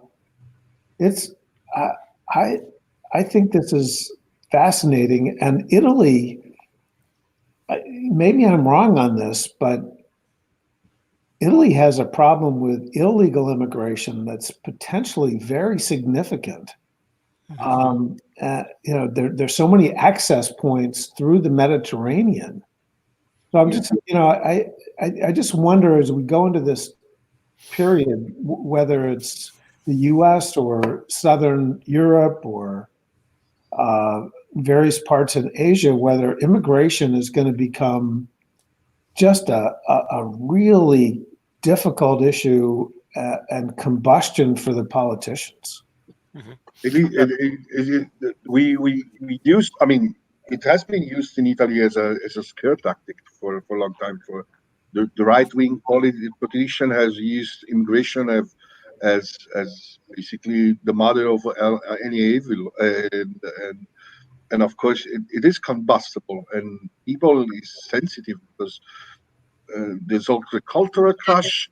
Most of the people coming in is young, and we are getting older. There are, we have there's various reasons why we have tolerated illegal immigration for years in Italy. One of those being that we have a good relationship with all the Mediterranean countries. and we don't want to have any kind of conflict with them. But since Libya has basically gone wild and there's no government anymore there, which is the and as ever a good idea from the French. I mean, but then again, since there is no government, the problem has increased. And we have tolerated a long time because most of the immigrants weren't actually going to stay in Italy. The idea was to go through Italy and go to Germany, go to England, Right. go to France. Just And passing by Yeah. I mean, on our way up north. Yeah, the first figure were 75% of illegal immigrants coming to Italy were going to move to other countries. So it wasn't a big problem for us. It was more a problem at the beginning, like how to, with the boat sinking and this all the activity to save the people and to basically made them go through the process. But the idea was they will in any case disappear. We had a law which was fantastic. They would be recorded, and then they would receive a slip, basically ordering them to leave the country. Mhm. And basically it was a way to say, like, go to Europe, go to the Northern Europe, who cares what you're doing, because there's no way that somebody would take a train or a ferry and go back to Libya or to whatever other country. So problem is that now most of the countries have also unemployment issues in Northern Europe. Wow. Yeah. And there is a lot of people which stays in Italy. And I mean, again, it's we don't have a rule as usual in it, but mostly they are accepted. In some cases, we perfectly know that we can't go ahead without, as I said, agriculture is a sector where nobody wants to pick up tomato in middle of the summer in the hottest place in the world. And this is basically, this is basically one of those jobs which is on the paper for Italians, but no Italian would do it. Right. I remember when I was young, we used, I mean, in northern Italy, where my mother's from, they have apples, and there are usually 1 or 2 weeks in September where you went to the farms, as a youngster, and would work for picking apples, and you made a little bit of money. It was fun because you stayed in the farm with the other youngsters and so on and so on. Sure. Nowadays, it's everything. For example, just an example which makes you understand how the things go. There is in northern Europe, in northern Italy, there's an area where they have an asparagus and white asparagus, which is renowned. It's very good asparagus and so on and so on. And this year, most of the production wasn't picked up because they couldn't arrange people from Moldavia, Romania to come over, and there was no way to substitute them with Italians. Mhm. Sim- Which Yeah, Similar is that's crazy. India and its surrounding, I guess, which takes us around the illegal immigration. What Roberto is saying is India and Bangladesh has porous borders and it's a very long border. So always there is a infiltration of illegal immigration between India and Bangladesh. Recently, when in 2014 our Prime Minister took over, then he started doing as per the manifesto what he had to make our borders little stronger than before, so that this illegal immigration and infiltration can be stopped. If you will go little back of 40, 70 years back in history, then you will see India and Pakistan got divided after lots of massacres, genocide, and lots of Hindu-Muslim rights. So the basis of division was both of these communities were not so happy with each other. Still, we have largest Muslim populations other than Indonesia. So from my belief, I mean, about immigration from Bangladesh, correct me if I'm wrong. I read somewhere which was crazy to me, that there was a new law a couple of years ago, maybe 1 year ago, where they were searching for papers, and actually there's people who is third, fourth generation Indian, which is actually still considered as an illegal immigrant because they don't have papers or something like this. There's Modi made a law where you needed to have some kind of document. I have a solution for your Pakistan Indian problem where the immigrants go back and forth. You can build a wall. You can build a wall. Listen to me, and Mexico will pay for it. Okay, because they're into building walls, and Mexico paying for it. With that, Malaysia. I wonder if we can find out what the COVID-19 situation is over in the population of 33 million. How many COVID-19s? Are we still not being able to hear you, Sharif? Sharif, No. we are not. You'll have to We'll sign never up. know what's going on in Malaysia. Can't hear you. But really, we try to do a correction into the law, Nicole. Plug in and out.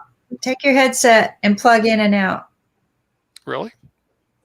Why does stuff like that work? My IT guys used to tell me, turn the computer on and turn it back off again. It works. I'm going like, Resetting the glitch. You know, computers are built by humans. I know, but the thing is, smarter things like than us, turning but they're things not. off and turning things on.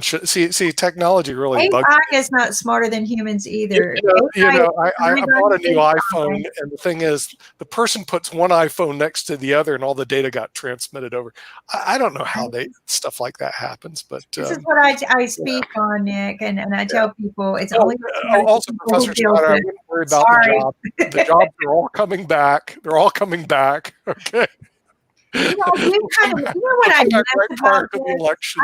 I miss all the people that I used to go out and meet and network with and speak to. You know, everybody went to this platform of speaking online, and I backed away from that. And I just kind of stuck to the TV show because I found it a lot more interesting to talk to people from all over the world on certain subjects. And talking to the person who's from down the street from you. Well, yeah. Well, talking to the person down the street, a person from all over the world. That's a good question. It's been more interesting to me to hear from other knowledgeable people rather than me talk about what I know. But and so I've learned so much, and I'm still learning every day, and then trying to find solutions. As soon as Sharif gets on, what I like is that in Malaysia, they had, last time I looked at this, I'm trying to get an update, they had a population of 33 million with a total death count of 109 people. That's it in Malaysia. And I don't know. Well, if you want to, we can kind of quickly, because we do this occasionally, and we got the board here, be kind of interesting just to look at COVID-19 board. But the thing is, folks, you know, we're over 6 million people tested positive. There it is. It's not 12 o'clock yet, so we might see a glitch, you know, change. Oh, 6 million. Yesterday. But we're close to 500,000 deaths, which is not for the U.S., but for worldwide, which is what Nick and I actually calculated that we would be at near June, and this is June 1st. If you look at just the U.S., right, we're total deaths of 106,000. New cases yesterday, 4,272. So, but if you look at, you know, Russia is struggling as well. But the UK managed to get it under control. Italy, they haven't reported their numbers over the weekend, which is we're used to that now. But they'll show us their numbers later. But they've managed to somewhat control things. But let's take a look down. Can you hear me? Did I die? No, you're good. Okay. So it's interesting to me because I think what we're going to see as countries get this under control, we're also going to see their economic situation get better. And one of the things that interested me was Iceland. I keep bringing this up, but the fact that they never shut anything down, and the way they utilized their test kits was just so economically smart. Instead of testing people who were already sick, they just said, if you're already sick and have symptoms of any kind, just go over here and we'll treat you and get well. We're going to test communities of people who aren't sick and try to catch this where it could flare up. So during a time when there weren't a lot of means to test, they took a very intelligent approach. They never closed. They closed certain schools but only age groups that might be at risk or students who might be at risk. So they took a very intelligent, analytic approach to their community. Of course, smaller, easier to enforce policies.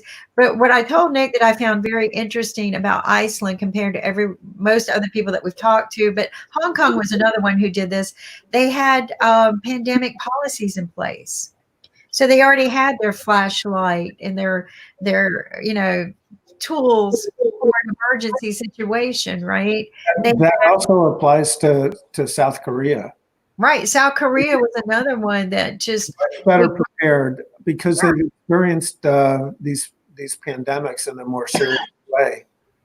But yeah, and so these are footprints, though, that we should be looking at.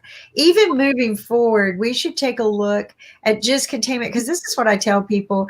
This could be just like HIV and Ebola and a bunch of other viruses and diseases that we never find a vaccine or a preventive means for, other than just establishing a better immunity, but also just establishing standards of control. And that's what we do for all of those viruses now that we understand them better. We have treatments for them, but we do testing, early detection, isolation, and treatments.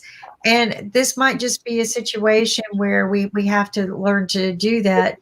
So Kimberly, could I close off my time with you by giving you my partial list of losers coming out of the COVID crisis? Please, I would love to hear this. Thank you. When the economy comes back, what will change? And of course, I don't want to skip over the people who've actually gotten the disease and the many who have passed away.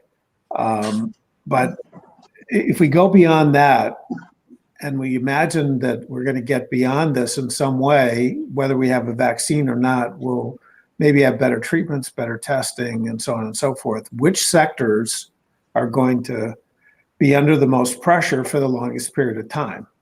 Well, travel, airlines, cruises, trains, subways, buses, very difficult. Absolutely. Higher education, we talked about it, but for multiple reasons. In terms of in the U.S., we have lots of programs that rely on people coming from outside the U.S. It's not clear that they can get here, that they can actually matriculate. Plus, as we talked about earlier, we're going to have the emergence of very good online alternatives in a way that this was in place before, but it's certainly coming on stronger now. Restaurants. It's just a very tough business model to run a restaurant on 50% capacity. And I'm worried about jobs in all these sectors coming back, but that's on my list. Now, this may sound snobbish, but the arts, museums, who's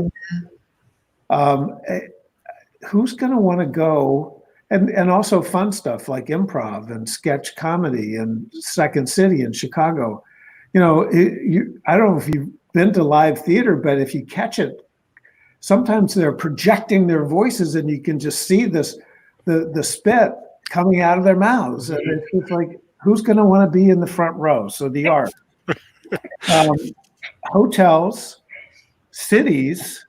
I think cities are going to be challenged for multiple reasons. We talked about it, and this was before the rioting and the protesting and the massive devastation to cities. But they're going to be under a lot of fiscal pressure, and then people are going to be able to work from home. And I've seen it around the New York City area. There's just massive movement, temporary, and in some cases, I think it's going to be permanent, to outside these cities. And just imagine, even for the companies that continue to operate and want people to come to work, they got to take the subway. And when they get to work, what do they have to do? They have to take an elevator. A lot of people are just freaked out right now about getting into an elevator. And then families with kids, and single families, single parents with kids. I think this thing has put so much pressure on these families, and then of course the people whose businesses are not going to come back, and the unemployment, the people, even when they get their jobs back, they will have suffered a big setback. So with that unfortunate list of losers coming out of the crisis, maybe next time I'll talk about the winners. Yeah, that'd be a good idea. Some positive aspects. Winners, but maybe a task force, maybe some tasks that we could take amongst ourselves. We're intelligent people, of finding out how some of these things. One of the things you mentioned about theater, I love, but I saw Tony Shalhoub in a show in New York. I love to go to New York for shows, and one of the things that happened when you said that is when he did something, he spit out a grape. And that grape, I was sitting front row, and guess who got hit by that grape? I'm dumping my stocks right now in the airline industry. I was listening very carefully. I dumped the restaurant industry. I'm dumping my stock in education, the Apollo Group. I used to own that. That's gone. And I'm dumping. How do you dump family stocks? I don't see that. So, or city stocks. But anyway. Professor Edward, we're going to. I want to hear the winners because I want to know what stocks to buy. I believe in solutions. There's a solution for a lot of things, not everything. But we'll find it. But let's make a task force as a team. You yourself said that you speak with some really great and wonderful people. I'm sure you meet a lot of people every day. That maybe we can pull together some task groups of brains, right? Not people politically interested. I think most importantly, we need the rungs on the ladder for young people. Rungs on the ladder, and I like that. I like, because people need to know they can climb. People Very need nice idea. Go ahead. Yeah. All right. Bye, everybody. All right. Thank you, Professor. Thank you. Take care. Namaste. What a lovely. And I consider me in if you are making a task force, and if you want people who are from different expertise and different sector and different genres, they can actually come on board and do predictions which would help people. So lots of things which we were facing, I don't know whether it is important or whether it is applicable in other countries or not. But in India, as last time we were discussing, there were more than 100 millions, 10 crore people who displaced their jobs and their places. There were more laborers and there were more workers who were working on the construction and highway and roadsides. They don't have job. They had to go few of the cases. Not few of the cases. I would say 100 and 1,000 of cases. People traveled by foot more than 100 and 1,000 kilometers with their kids and their family. So it was very, very painful for entire nation when we saw our laborers and our working class going to their native place. But now, since they don't have job, so what we started doing is we started engaging them into horticulture and many other opportunities where they can quickly at least get involved into a work which gives them a money, maybe for 6 months or 1 year, or maybe one crop or two crop. So these type of initiatives and these type of discussions which we do, definitely this can help people cross border, and consider this is a very good idea. I'll be able to do more time and more help into it. Actually, let's do that. This is what I tell people. Part of what I like to do isn't just talk about the problem, whiteboard it, but like you said, find the ones that we can fix, right? And sometimes when you fix one, you fix many, right? And like you said, there's 100 million people displaced. And we did bring up something that I am concerned about. Majority of it, and I hate putting it this way because I think men's jobs are just as bad, but there are so many women, and I know this because my other mission is domestic violence, and they're displaced and they're put into a position of raising their children with no other income. And everybody thinks alimony comes into play in the U.S. and it doesn't. And so there are so many women who are struggling, and the level of depression gets really high. And then you just get worse. You don't get better. So to find, just even if sometimes we find one solution, we might fix 4 or 5 other. I would like to relieve the debt. I think that because, Abhijit, you brought this up, reset button. I think it was the first time when we first started talking, and you said we need to use this as a reset button, and when we come back stronger and smarter. And when you said that cued me that we need to do that. We need to start using the technology that keeps us, that we have, put it in place. Go ahead. Ankit, I would like to ask and Roberto that we always talk about managing the economy and things like that, and we know that there's a pandemic happening around the world. Can't we freeze the economy for a couple of months so that we start from the new day whenever there is normal, and then we start the transaction, and in between we can freeze up so that everything is freeze? And secondly, what about tax holidays? Can't we work on tax holidays and try to generate taxes or maybe money or revenue for government from a different source, and just try to give them a relief for small or medium business people? Because everyone is talking about stimulus, big budget for either for farmers or for big companies. What about the people who are in the middle sector? Because when you talk about education, the people who are in the rural or poor or below the poverty line, they get scholarship, or they get because of the economic background. And people who are rich, they are already in the board of those universities, so they don't have to bother about GREs and GMAT. What about the people who are in the middle cycle of their life, and then someone have money, someone don't have money, some students are very brilliant, some are not, but we're not talking about that. And that is those, I think, I'm not sure about the facts, but I think 50% of the whole population is about the middle class, and there is no policy for middle class. India will speak after Italy. Well, Okay. Two things before I answer. 2 things. One thing is about the loser list. I would add women to the losers list, because as usually men have this idea that everything is easy, and then we can solve everything by deferring, basically. And so now, during the pandemic, women have not only had to work, they had to also manage the family and manage the kids. A lot of friends I've spoke with have found out they have children because they thought that these 2 or 3 little people walking around were basically hosts, or were just visiting, and you have to dress them, feed them, and whatever. And when you work from 8 o'clock in the morning to 9, 10 in the night, you basically don't care about this, while your wife, who does work the same hours, has also to care about this. So women have come out from the pandemic less strong, way weaker than they were before. Unemployment, as Kimberly said before, will basically be more an issue for women than for men for a lot of things. Stupidly, because I think that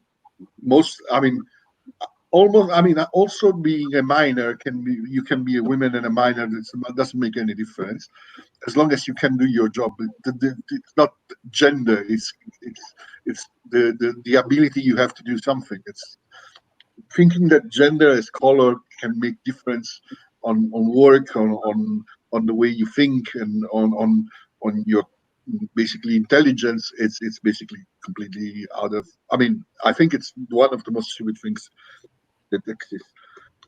The other thing about changing, pushing the reset button is, and we go back to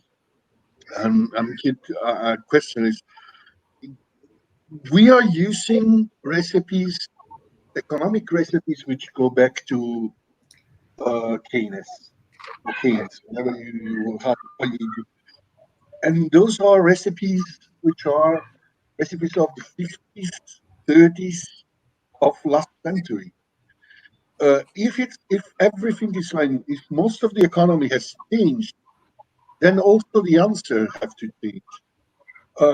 Also, the way you actually, I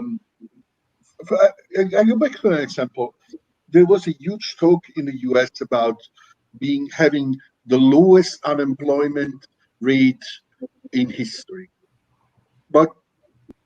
And everybody was happy about this kind of number.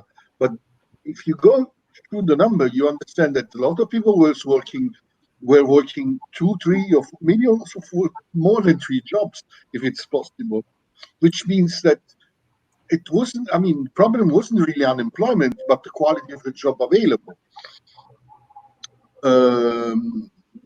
I mean, there are also the way we measure, maybe it's not just this crisis, the pandemic, but also the crisis of 2007. We have to change also the metrics where we consider an economy being successful or not. Yes, there are some basic numbers which we have to understand, because, I mean, unemployment in the US has gone, I mean, also the number you have in the US as unemployment, there are some jobs, and that's true. The government in the US is right. Some of those jobs are temporary unemployment, because once the economy will restart, some of them will go back. Not all of them, but most of them. But there will be other jobs which will be lost forever, or people who will be considered employed just the way you basically count them as an unemployed or an unemployed. The problem is whether the people can live decently and I mean,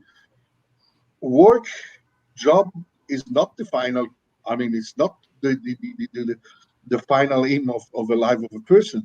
It's a mean to live better and basically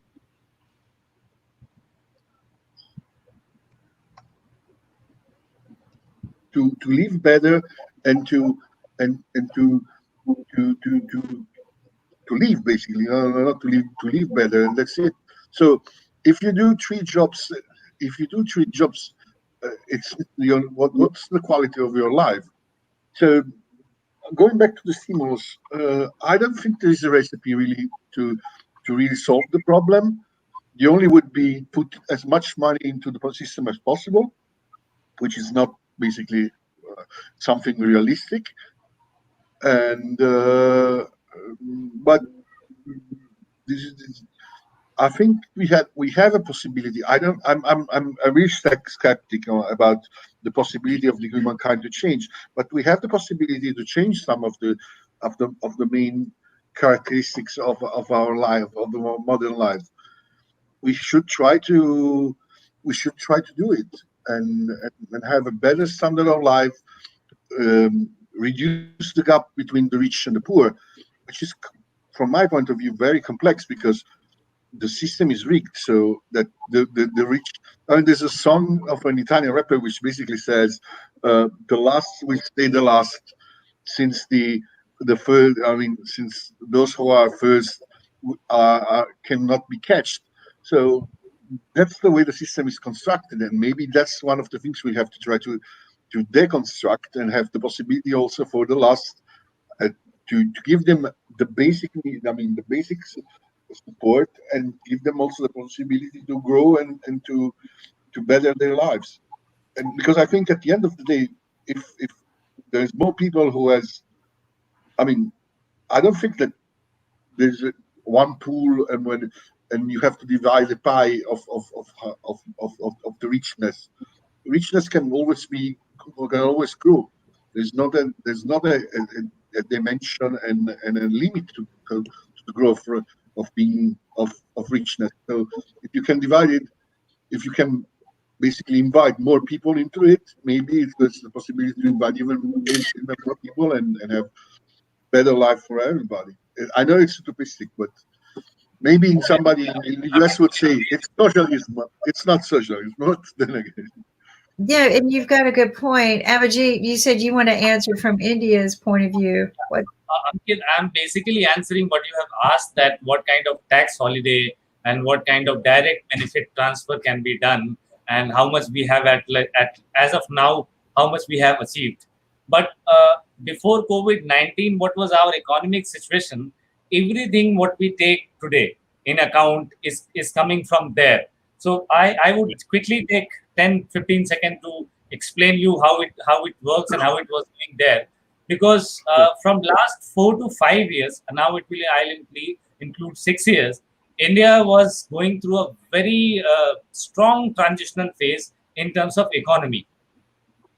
India, before 2014, before Prime Minister Modi took over, was being counted into one of the very critically ill and fragile economy. Thanks to our last government, who were what sort of economic reform they were doing and what kind of growth they were recording, that it came openly into newspaper that India is one of them, which is very critically ill and which is most in world's 5 fragile economy. And the new thing which came up with the Prime Minister vision is the way he was developing a particular state, Gujarat. On the basis of that, people in India decided to vote for him on a pan-India basis, because his business model or what economic reform he did as chief minister of a certain area of a state, he worked very well, and then he asked vote for that development. When he was voted, then he had a long way to go for the reform. He had to do a correction of India's image into global market, which initially he started. Then he had to do he had to build a trustworthy brand, India as an opportunity, India as a destination for investment, which again he managed to do. So if I look at the time when we entered into COVID-19, where we were in the trajectory that he decided, that our Prime Minister decided, we had a very good ranking jump from World Bank ranking, starting from 142 to 100, then we further climbed up to 72, and then we were on 63 at the time when we hit Corona.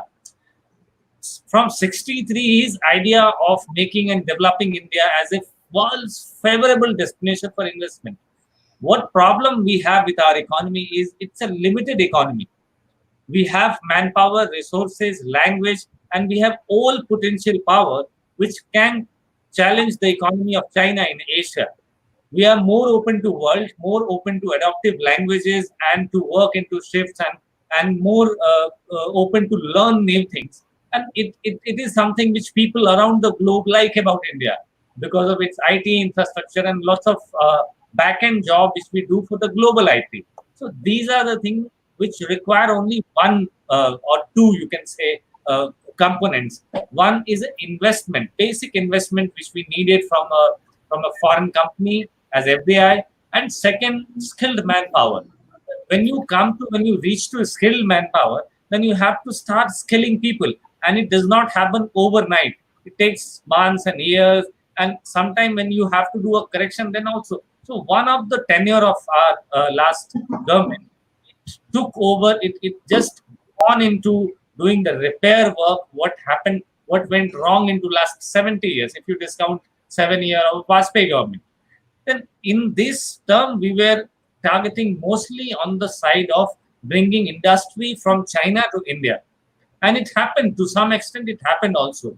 But if you see, when Corona came and this lockdown happened, economy got into an economic arrest, and what we could do, by that time we developed a mechanism to transfer money from government account, basic government accounts, to people accounts directly, which was not there into last 60 years. So there was no DBT, and the number of and the amount which has been transferred by DBT from the government to people who are laborers and who lost their job and who were getting pension is very high, is unprecedented highest as of now. I believe there are lots of things which we can do. Tax reform is one of them, but again there is a problem which comes in is, in India the population which pays tax is very less, is less than 3 to 4%. So in these scenarios, our government machinery for its income and revenue, what we call, has to be distributed with people are dependent on a very small source of income, and it also have to run the economy and have to run the show and the other thing also. So tax reform at this stage of time, or giving a period for holiday, it is in the list, and it has very much been discussed, and I think in couple of weeks you will see and you will hear about it from us. I Abhijit, think I would like to add one more thing, Go ahead. and maybe it's a suggestion for the government and for our Indian people. You know that we have an Aadhaar card, okay? And you know what happened in UP, that they just did a social experiment, and in that people who are buying liquor, they are putting a mark, and then if they are buying a free food, they are not allowed food because they are ready to buy a liquor at double cost, but they don't have money to buy food, and that's what happened in UP. My concern is that during this pandemic, you know that some percent of the population in India, they are paying taxes, and they are doing their duty as the best way they can do it. So in that scenario, whatever it is, 3%. yeah. So do you think those 3% should get something in return, maybe something, so that they should feel good about it? Because you need to boost those people also who are doing good in that. That And is, I that am is, never in my that lifetime is the that area where you do a right politics and you are proven to be doing a wrong politics. It will hurt lots of people's sentiment. It will bring lots of people on the road with aggression and agitation. That you are only working for those three No, I'm not people. saying, no. Abhijit, I'm not saying that you have to work for 3%. My concern is that there should be some added advantage for the people who are paying income tax. That's it.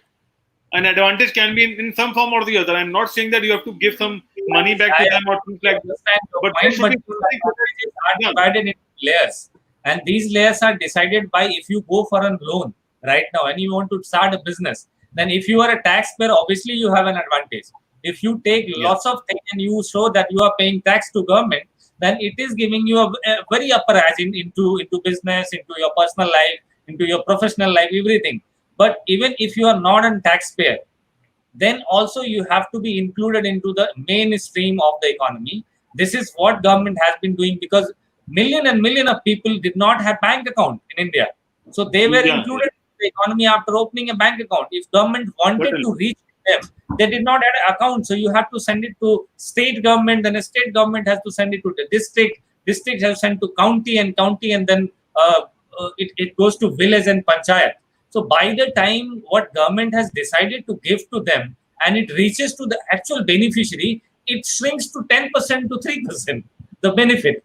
It was a very terrible thing which has happened with India. And now when we are trying to get things done, obviously the economic part, the economic vision of our of this government is going in the same way, that people who are 3% in taxation, if these 3% will increase to 5% or 6% or 8%, obviously the overall income of government would increase. It's a people economy, people's democracy, and this is how it works. So giving an extra benefit to tax, it is already there, it exists. Your suggestion is very nice. If something else we can add up, I think I'm more welcome to take your words through and put it in front of government. I think that, this is interesting because we're talking. Go ahead. In India, we talk about from the top to the bottom, and that bottom is till the end of that person who is living in the rural area. My concern is that during that chain, there are a lot of people in between who misses out. And then and then also, and whenever we make a policy, we make policy for farmers, we make policy for big giants, we make policy for companies who are in bad, maybe reviving industry or things like that. But what about the middle class? I was talking to my father and grandfather and a lot of people who are into business, and they said that they haven't seen any policy since 50, 70 years about a middle class, and the middle class always come back on his own, overcome the problems, and pay taxes on time. You will be highly surprised. And also, Vijay, I'll tell you, we all are with the government. You know that when you talk about middle class, everyone is with the government and they are doing a good job. But it's just that people don't have time and patience, and during this pandemic, everyone is not in a good frame of mind. In India, Abhijit, when you talk about loans, basically people can buy loans or take loans, but you know that when there is no money rotation, it's difficult for someone to commit a loan and then repay it because there is no business right now, so no one wants to go and take those loans. That is a concern, basically. Well, how does Italy take, Roberto? What do you have? No, just two things. First is, do we still have a middle class? See, that's a good question. Because That's a very good I mean, question. with the 2007 crisis, I think there's been a huge I mean, there's people who I would consider middle class in the 80s, 90s, maybe also in the year 2000, that now I don't consider being wealthy or being. They almost are basically in the last category. And they're not poor, but they are almost poor. Well, and Okay. I'm going to add to this because the indebtedness on the middle class man, they are more in debt than what they have. They owe more than what they even earn. So Yeah, I that's think actually reverse. my second point. Kimberly, that's actually my second point. Is we have fostered and we have improved this idea to that debt is not so bad, and also debt from the state. I mean, also state debt. Then 2007 has in 2007 everybody has decided that debt is something very, very, very bad for both states and people. But still, there's a lot of people who does a lot of debt, and for crazy things. Because I think I wouldn't ask a loan for my summer holidays, and still there's Right. people who loans money for summer holidays, and this creates not, as I said, it doesn't improve the overall richness of a country and of the world. It only creates more dependency from the banks or from the financial institutions, creates debts, which, as Ankit said, rightfully, the problem is that you have a lot of debts, and now the problem is who repays the debt. And so we have invented NPLs, UTPs, or whatever they call, where you have people who sell debt, which is garbage, basically garbage, and there is somebody who's recovering the garbage. Still, I mean, In India, Roberto, the ratio between the middle class and the poor class and the high class, the higher income class, is very, very unbalanced. 45% of our population is middle class. 50% of our population is poor class. And in 4% you cannot categorize, and 1% is the higher class. And 1% own 80% of the property. 80% of the wealth is owned by 1%. So this is how it is so unbalanced that what Ankit was saying, that there was no policy for middle class, there was no concession or cushion was given to middle class. Middle class will come later.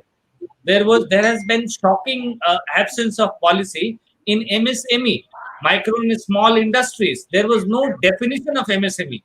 In 2014, when this new government started doing the definition and started discarding the laws which were no more required, there were 1960 and 1945 and 1950 law. When they started discarding, they realized that there is no definition which segregate a large industry and a medium industry and a micro industry. So somebody who is going to the government saying, I am middle class or middle industry, I am micro industry, I am eligible for this loan or this benefit, they do not have a definition written on the paper to fit in.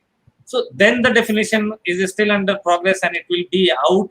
Lots of draft has been shared with people and they came out. But definitely these kind of lapse has happened. This is why the growth which we have now has been terribly suffered. And I don't think so the new leadership is in any more mood or mode to compromise at any level or to dip down or let other people sit down and realize that, okay, these are the things you can still get away with. It is very difficult now. The political scenario has changed, and obviously it is making very, very strong impact on economic scenarios also. But that's because, I mean, that's one of the huge differences between the India economy, maybe also Brazil and China, towards Europe and the US. You are a growing economy, so the middle class is still important, has still a role in everything. In Europe, I think that middle class, as I said, I think also in the US, basically, that middle class is starting really to disappear. And and I think that from the 70s to until now, the middle class has been used, especially in Italy, as a milking cow, because most of the middle class Italians are employed. So basically, it's easier to get taxes from them, because it's not you that you have to pay the taxes, but it's directly the employer who pays the taxes. So you get directly the money out of the monthly wages, so there's a difference in the stage of it's weird to say, but it's different in the evolution of your democracy and economy, between our economies and yours. Yours is way better than ours, although it's considered a prior stage. No, because I mean, China, Brazil, other countries, maybe Africa some African countries in the next 5 to 10 years will be growing economies. And when the economy is growing, there's a lot of things that can be done to fix everything. So you are really in the position to maybe take advantage from our failures and from the things which haven't worked. Everyone has to learn something from history. Yeah, that's. I mean, there's a way of saying in Italian that you have always to learn. Pizza is still more popular than samosa, but we are trying to get samosa a little higher. That is what we are doing. Hi, Mr. Shepherd, how are you? Namaste, welcome. Namaste, Lynn. Oops, he's got. You need to unmute. Yeah, oops. So my wife was on the phone downstairs, and so I was trying to just sort of, chill the background. But anyway, namaste.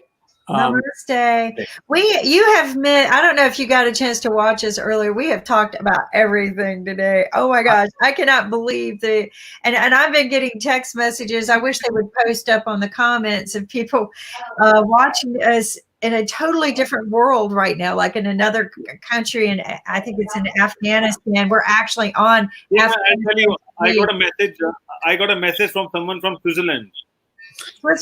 But we're actually on Afghanistan TV right now. Really? Yeah. So like we're on their network, and and I don't know how that happened, but that's fine. The word is spreading but here's the thing. I heard a speech the other day that the top 1% of the country, right? And then you have the bottom is 90%. And this is pretty much probably the same in every country, but generally about 90%. And then the middle class, we take care of both, right? We are the indentured slaves for the top 1%, and we make sure that the others get something, whether it's the 40% or whatever, 90%. But that the top 1% owns more assets and money than the bottom 90% combined. And that was an impactful statement to me. Because that is why housing. But then I found out, that China owns all of our assets and bank and money in the U.S. So what does it matter, right? Because it doesn't matter that the top 1% owns it, because China owns their assets. So, it is. And not only China, I think this virus is reaching and hitting US. There is a noise coming from somewhere. Is that me? Is that me? We might have. The virus which Kim is talking about, the imbalance virus of 10%, 9%, and 1%. Few people are owning many things, and many people are owning nothing. And this unrest and anxiety and agitation, the age of protest, then loot, and then violence, then fire and robbery. These cycle are repeating again. And I think with this recession, if we are not discussing it globally, that how many people different nations have and how many resources they are left with, whether they will be able to take care of their community and their population, or there might be an international intervention to help each other and go out of it, then it would be very difficult for nations to handle their own economy and not land up into a civil war kind of situation. In the other side, if you see, countries who are not very wealthy, they also have to take care of their population. So it is better to understand that what we basically need at this stage of time, and basically we need food. We all have shelter, fortunately. Roberto said that, yeah, agriculture, we need food. That's right. Agriculture is coming up very important, and not only agriculture. Agriculture is not possible for many of the countries because of weather and land and soil issues. So countries who are not so far advanced and very self-dependent into agriculture, they also need to cooperate and do a mutual understanding with those countries who have surplus crops. So these global understanding and these global things, I'm sure we can add lots of value. But I want your views, Lean, that how this thing which has started in United States again now about the violence and the things which we started when in the beginning of the debate. What are your views on it? How and why it is happening?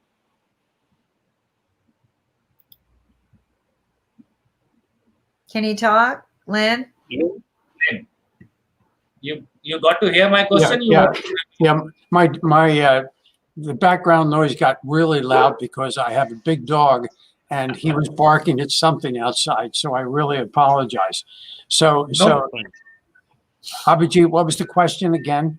My question is the imbalance which we are seeing, and particularly it has erupted into violence in the United States after the discrimination call and then the call by these groups which were agitators. It happened.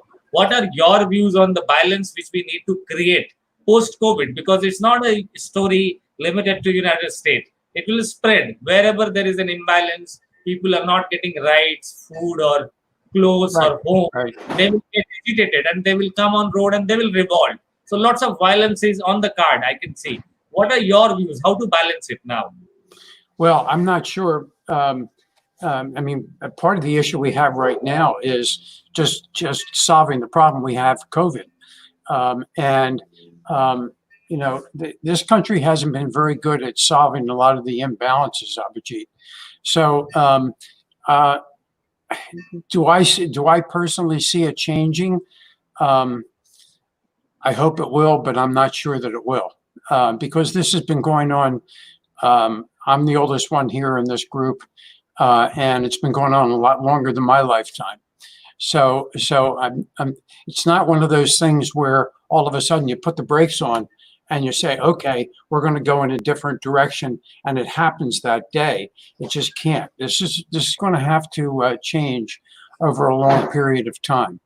And I think part of what you see here, and I'd love to hear Kimberly's perspective on this also, not asking her to stop eating her lunch or whatever. No, I was just sitting back listening, because my technology is kind of flaking. But go ahead. See, a lot of the demonstration that's going on here. I heard this morning on one of the news stations, the mayor of Washington, D.C., and I thought she did a really nice job in talking about it. So the demonstrators were out. The demonstrators, the legitimate demonstrators were demonstrating, and they have a legitimate perspective. I mean, clearly there is a lot of discrimination. There's a lot of, the disparity has to be changed. And the people in the poverty, we have to get them out of poverty. But then she pointed out that with the imposing they had to go home at a certain time, 6 o'clock, 7 o'clock, 8 o'clock, and they put the curfew in. She said it was interesting. The people who had legitimate issues all went home. Mm-hmm. But the people who didn't have issues, who were here to rabble-rouse, to set things on fire, they stayed. And they stayed all night. And this has been this is an issue. So I'm not sure that you can look at the various protests that are going on and come to any total conclusion as to whether they're going to change anything or they're not. Because, sorry about my dog. That's all right. We have a combination of people with legitimate gripes who who are, excuse me, talking about what the injustices are here in the United States, combined with people who are just simply here to create vandalism and trouble. So, you know, if we could segregate the two and get the vandalism out of the way, maybe people would look at this and say, okay, we really have to deal with the disparity, and they would understand what it is. But anyway, I will add to that there's a truly a misuse of a word in this country, and I would like to start uniting us as people of one, just like Martin Luther King tried to do. right. And his mission was, you know, he always said the coat of many colors. I would say let's try to just say we are one human race, but all too often the word what do you call it? White privilege is used and shoved in my face, and I don't appreciate it, because as a woman, even though I'm white, I had to work twice as hard to earn half the paycheck of any man in my country for many, many years. In fact, I even had my directors come to me and say, you know, Kim, you're earning less than the men here, or I'm going to try to help you get caught up to where they are. They wouldn't even make me the same, because there was a policy that said that they couldn't do that they had to scale you, even though I was working as good. So privilege is a word, if you really go read the definition, is something that's given to a certain group of people or to a person. It is not something that you earn. I earn everything I have. I am not privileged because I own a home or a car or nice clothes, which I've had that thrown in my face. Oh, you have nice clothes. Oh, you have this, you have that. Nothing was ever, I will get in somebody's face and tell them nothing was ever given to me. I had to work 3 jobs in high school. I sat there and watched people of other color get free college education handed to them, an opportunity of free that I had to, if I applied for, I was told no, because you're white and you have white parents, you can figure this out. So, but my parents couldn't do it. So I argue the words white privilege. I think that is totally misused. But the other problem that we have in this country is majority of these riots are paid for by an underground organization. Mhm. People don't Right. know that, but they fuel it. And it's not even, I want to tell you right up front, it is not even people of the African American. It is funded by people of different political groups trying to spur political issues. So the people you see that are legitimately there for the protests, that have reasons to speak, they will leave quietly, just like you saw our friend Zach film the quiet and peaceful protesters. The people who are there rioting are paid to be there. Mhm. And every one of them should be arrested. Every one of them should have to go back and rebuild that building with their hands and pay for it. But they're not. Not one person will be.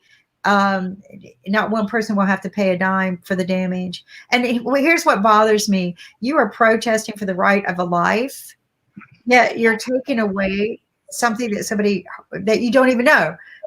Burning down a building of a person who probably was donating and giving you a job. Right? You just, no, this is a sickness that it's not even a sickness. It's criminal.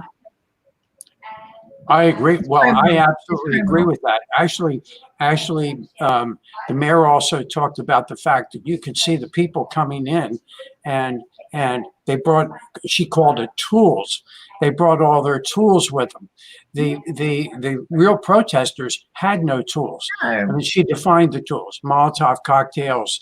You know, They all come with a baton. They all have a baton. Exactly. They all have pepper spray. No, they are equipped. No, this is an army. So this is, and whenever something like this happens, they know and they instigate, and they instigate it. But they are paid to do this. People don't understand. These are paid rioters. Like every situation, you can see it, and they come in.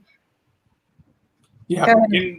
That happens very often in India, and Abhijit would agree that, and sometimes it happens from the different parts of the world, and these countries want you to have imbalance in your economy Exactly. and keep and stuff so that they play their own games, and that's happening in India. I mean, Abhijit, you agree? We have seen that since a while. I mean, there's always something going around in India, and we are progressing.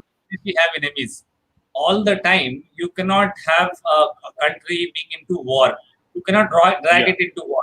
You have passive and indirect and behind the curtain wars which countries fight with each other. So if you see in India, right, when they used to happen and now when they used to happen, the only difference between the riots earlier used to happen and now the violent riot which happened is now we find out the source, how it has been paid, which are the accounts, which are the bank accounts and which funds, how it has been transferred. Sometimes it is linked with Pakistan, sometimes it is linked with Afghanistan, sometimes it's Al-Qaeda, sometimes it's ISIS. So what kind of organization is funding to people whom they are funding in India? It comes out that they proven to be sometime professor, they're proven to be somebody who you cannot even doubt that this person would be connected with a terrorism organization until and unless the link and other thing are compared. So in United States also, if I have seen lots of videos on Twitter that people are giving, some people are getting money for doing these rights. So who are these people? Obviously, there is a political narrative which a certain community, a political community, I would say, is trying to encash by a death happened due to mistake. I'm not saying it's something which is very proud of. It is right. We should look away from this. It is a crime. It's a very brutal crime which has happened by one of the police officer. But just because of that, how a community can get involved? A police officer who unfortunately killed a guy, he may kill another guy of different race and discrimination tomorrow. So if it is a natural protest, then all people will protest against it, not a certain community. So if a certain community is getting into it, then obviously people have worked as instigators. There are people who have utilized and there are people who have encashed their mindset, their economic condition, their income group, the kind of stress they are going through and the kind of requirement of cash I have seen more than 12 videos where people are entering into shopping malls, and they are taking things and they are going away because they need them. They are not writers. They are simple middle class and lower class, low income group people who do not have excess of these. So if anybody who will support any sort of excess violence or any sort of non-state activism or vandalism of life and vandalism of property of government or public property on the basis of because somebody died and in an unfortunate situation, it is not at all, it cannot be justified. It will lead to a very, very wrong precedence and it will lead to a place where there would be no government, no police. Only thing you can do is you can get into a civil war. Yeah. And Abhijit, you know that, I mean, this is during the pandemic and during the riot, but generally shoplifting is one of the, what you can say, job people do on general day-to-day basis as well. And this is the time when they are in a fix and they need a lot of things to earn their livelihood, and that's why things are happening like this. But we have Roberto, something to say. I think Roberto want to say something. Go ahead. Just three very fast things. One is, it's obvious when you have matches and going around, there will always be somebody who debates and will try to make his own has an utilitaristic way to be there. It's obvious that if you have a lot of people, then that somebody will do something wrong. That's something which is obvious.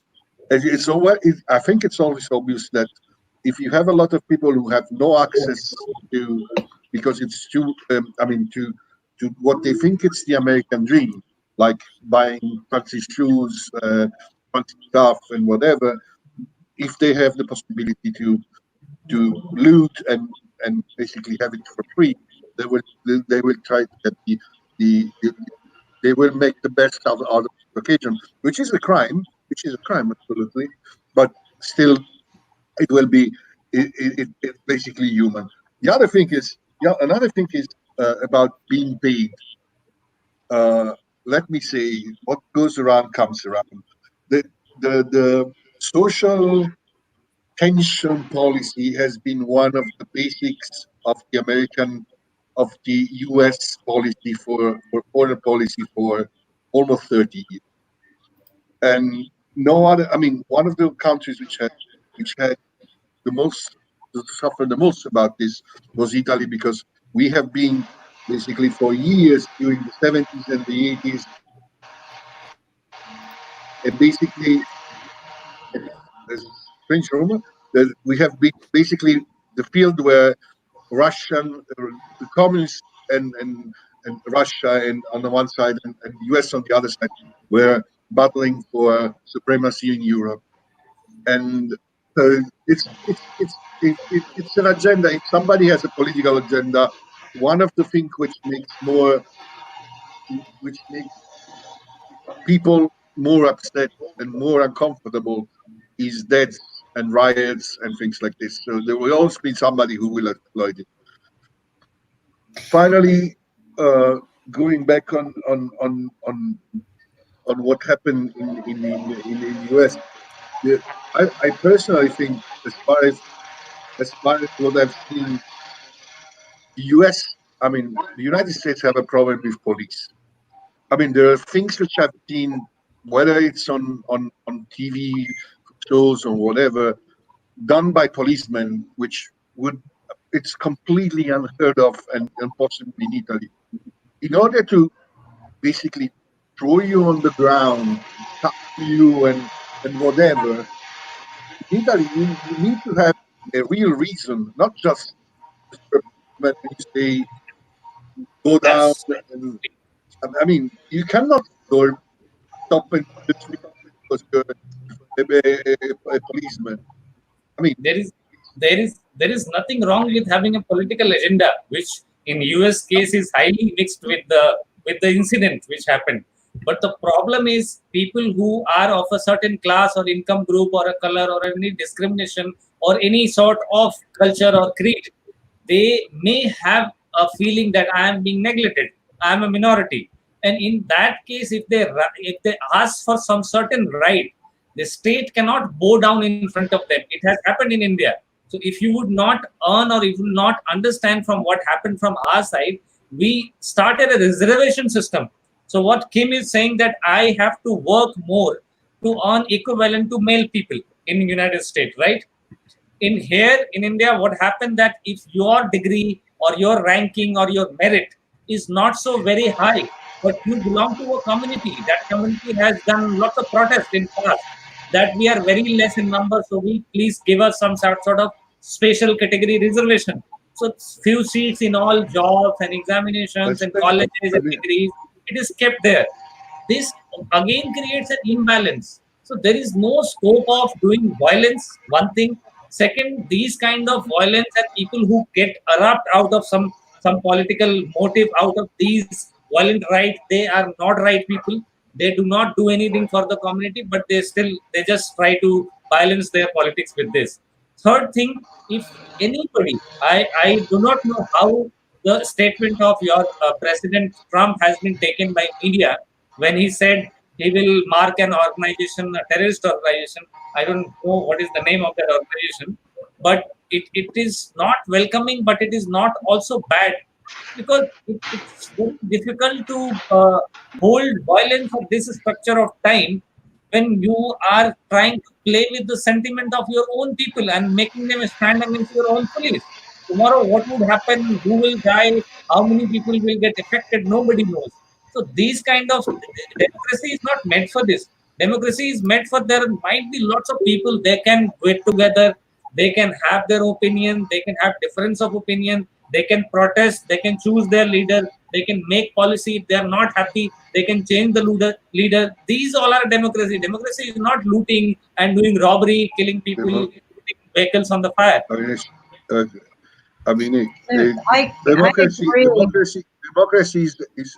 Democracy is the way that the high bourgeois in France try to get the power of the aristocracy in France, without giving anything to the third state. So it's one of the biggest scam ever. I mean, the idea is very easy. You need to have a huge amount of people which lives in poverty in order to keep and sustain the part who will be rich. And that's basically it. And democracy is always been and has always been administrated by the bourgeois, by the medium high bourgeois, because they have the tools, they have the. But if you have to work in a mine for 12 hours a day, you don't have any political interest. If you have to basically go far on a farm and stay 24 hours on a farm taking care of cattle, the land, and whatever, how big can how what part of your life will be dedicated to the idea of liberty, equality, and whatever? You have to survive. So democracy is a good thing if you're in the right part of the chart. If Well, you're I not, think the problem that we've been tough luck. kind of off and on today, and it keeps popping up, which is a sore point of the United States, is the incident that just occurred. But again, if we go back to that that precedence of lawsuit that we were reading about this morning, which Nick said is probably one of the most biggest lawsuits discussed in law school, is Jordan versus New England, and that's when they determined that they are not allowed to hire intelligent people for law enforcement jobs. They're just not. In fact, they are encouraged not to hire people with high level intellectual properties, and that is a problem. And the other problem we have is transparency. But technology, and this is why I'm glad Abhijit is here, technology has given us that leverage, right? People were able to film it. We have substantial evidence to support situations that we've never had before. But I would like to welcome to our IBM TV show, Holmes Stoner. Welcome. Hello. Can you hear us? How are you? Hi. Wow, I am surprised. I'm very happy. So Very happy to meet everyone. Well, Holmes and I don't think he remembers this because he meets so many just really fabulous people in his career. But we met back in December at a Miami event.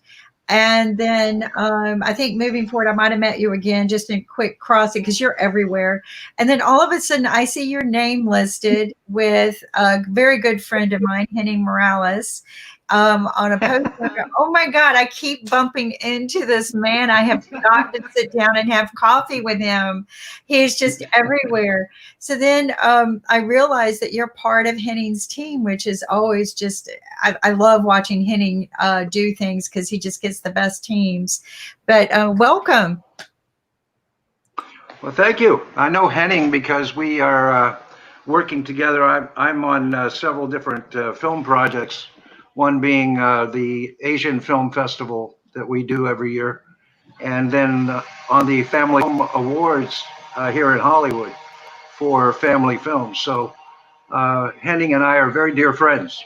Well, and you are in the film industry, and I'm going to let you share with our team here. And our team shifts throughout the day. We got all these different kinds of, just people coming in. But we have Abhijit from India and Roberto from Italy. And one of the things I love about India is I learned that they only have two religions there: Bollywood and cricket.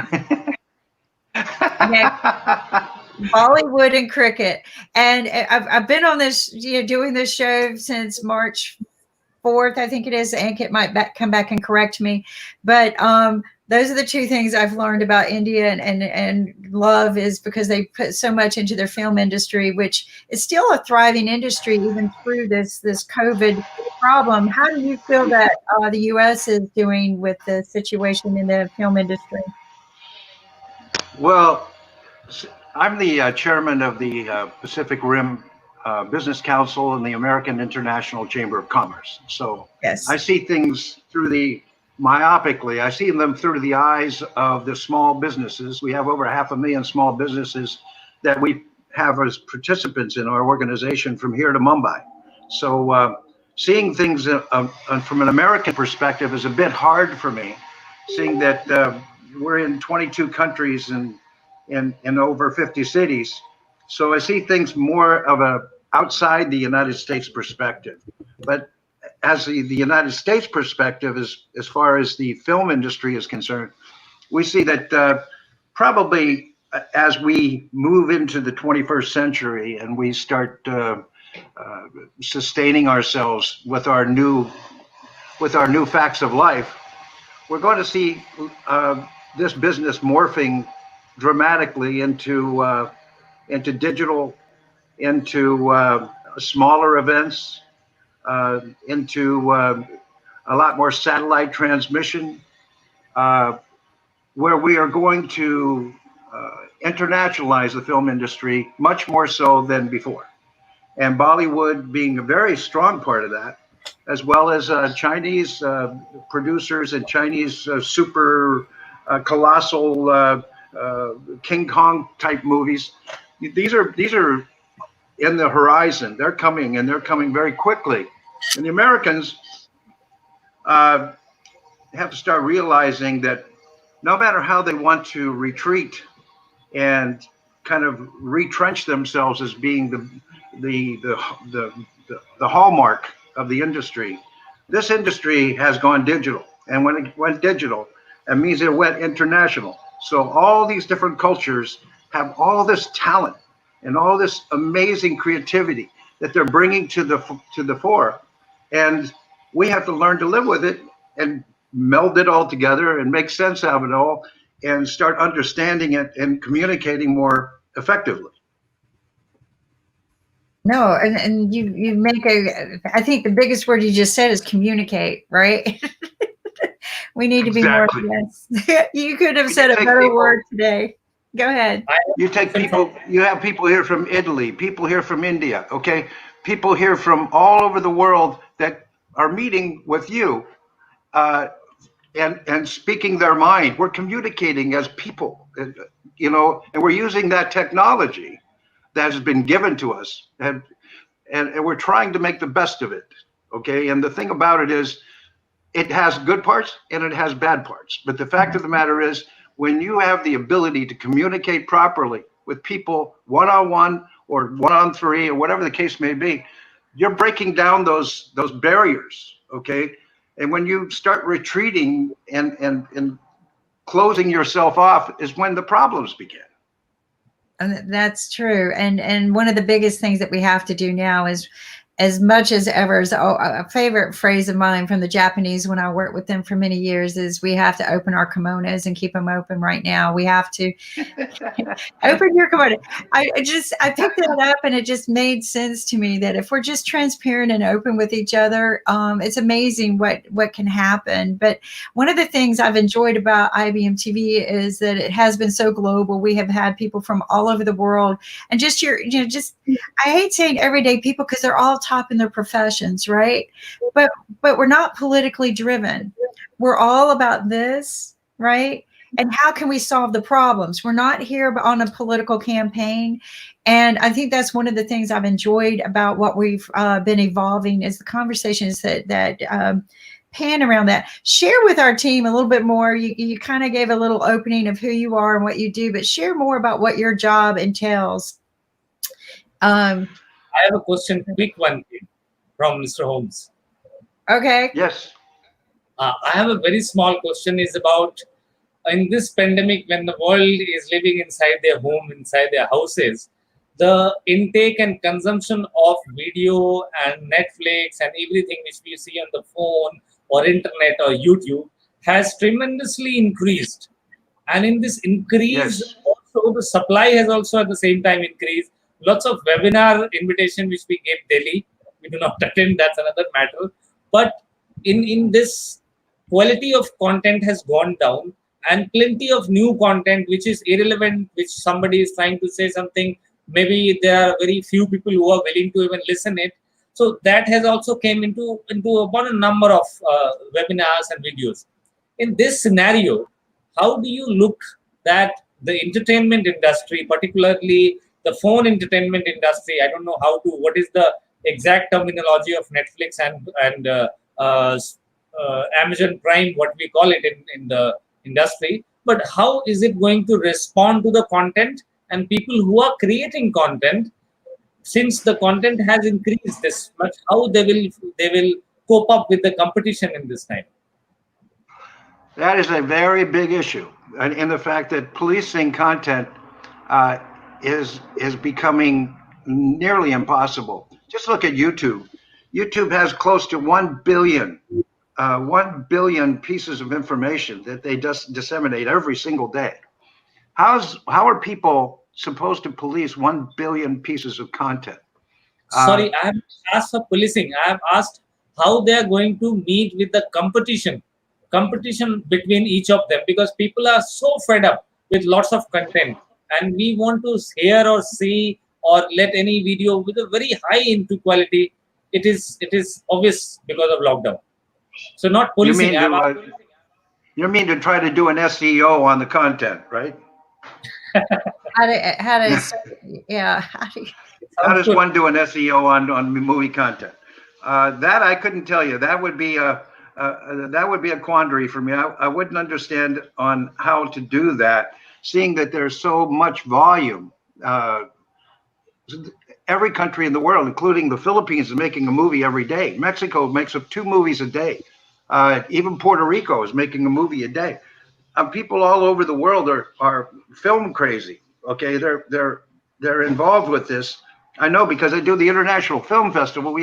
Last year we could only take so many films that wanted to compete, and we had 570 films that we had to take. How are you supposed to see 570 films in a week? Physically impossible. So serious binge watching, right? Everything comes into microseconds, and you got to say, you can't really judge the value or the content because you don't have enough time. It's too much information, and I don't really know how to answer your question, but hopefully we'll figure out a way to do that. And those are some things that we're talking about. I do want to talk about some of the policing topics that you were bringing up, because that is curious to me, because there's a lot of that going on. How are they? I mean, I know they're using artificial intelligence, but are they enforced by government to do the policing? Normally, yes. Normally you have, if you get into countries like India, like China, Philippines, Japan, Korea, at least different countries that we work in. We have offices there, so we have these things coming and going in and out. And normally they'll have some kind of sensors that will, filter that information out, because there are a lot of things there that are acceptable in one place and not acceptable in another. So you're going to need to police that. So they'll have, as you said, some AI in there, but a lot of filtration systems through their server systems, where they will look at keywords or they will look at phrases, and then they'll ferret these things out as much as they can. Some countries are very strict about that content, and other countries are wide open about that content. Right. I mean, go ahead, Ankit. No, I mean, we all know that AI will play a bigger role in our future policies, both with the government side as well as on the other side of the world, where people are looking for loopholes. And AI can monitor each and every person, be it the gadgets, be it the keywords, because since the time we started using 5G, that means you are in the monitoring process, and you can't hide out yourself from those gadgets. We are very excited to use those drones, those mobile phones, and all those things. And these are all the policing tools made for bigger companies and for government, and that they will make decisions based on all those. Whatever data they can collect, and then based on that, they will take the decisions. So that's going to happen, and we know about it. Let me ask you, how is your experience with 5G so far? So I just used 5G when I was in South Korea, and the technology looks good because because of the way the internet works on 5G. But apart from that, if you just do some research about 5G, it's scary, because you are always on the CCTV camera monitoring. People are watching you, catching you, and a lot of things going around. if you talk about cybersecurity, we are using Netflix and all those things, and we have smart TVs.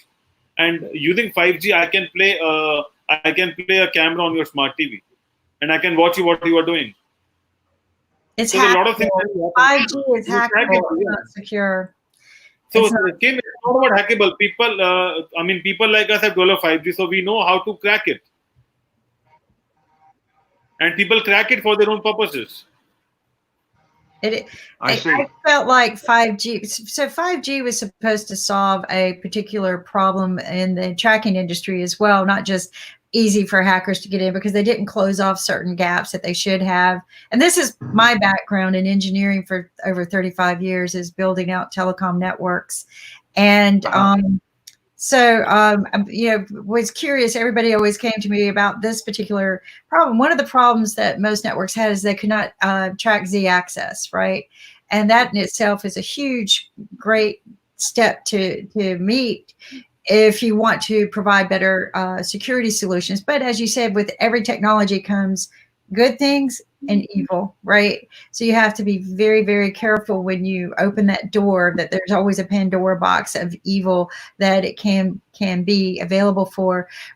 One of the things I did in one of my inventions was go ahead and solve the Z-axis problem before 5G came out. But that's not what happened with 5G. It ended up, to me, and you might have a different answer, Holmes, but I felt like that it became a bigger open door problem. So where do you think it's going? Where do you think 5G, where's 5G taking us? So I think it's taking us to bigger opportunities, the more open doors. And that's the reasons why we have more open doors to hacking. But where do you think? I know where it was intended, but where do you think it's going? Well, I know that one of my businesses, I make steel framed housing, and we do affordable communities, smart housing, things like that.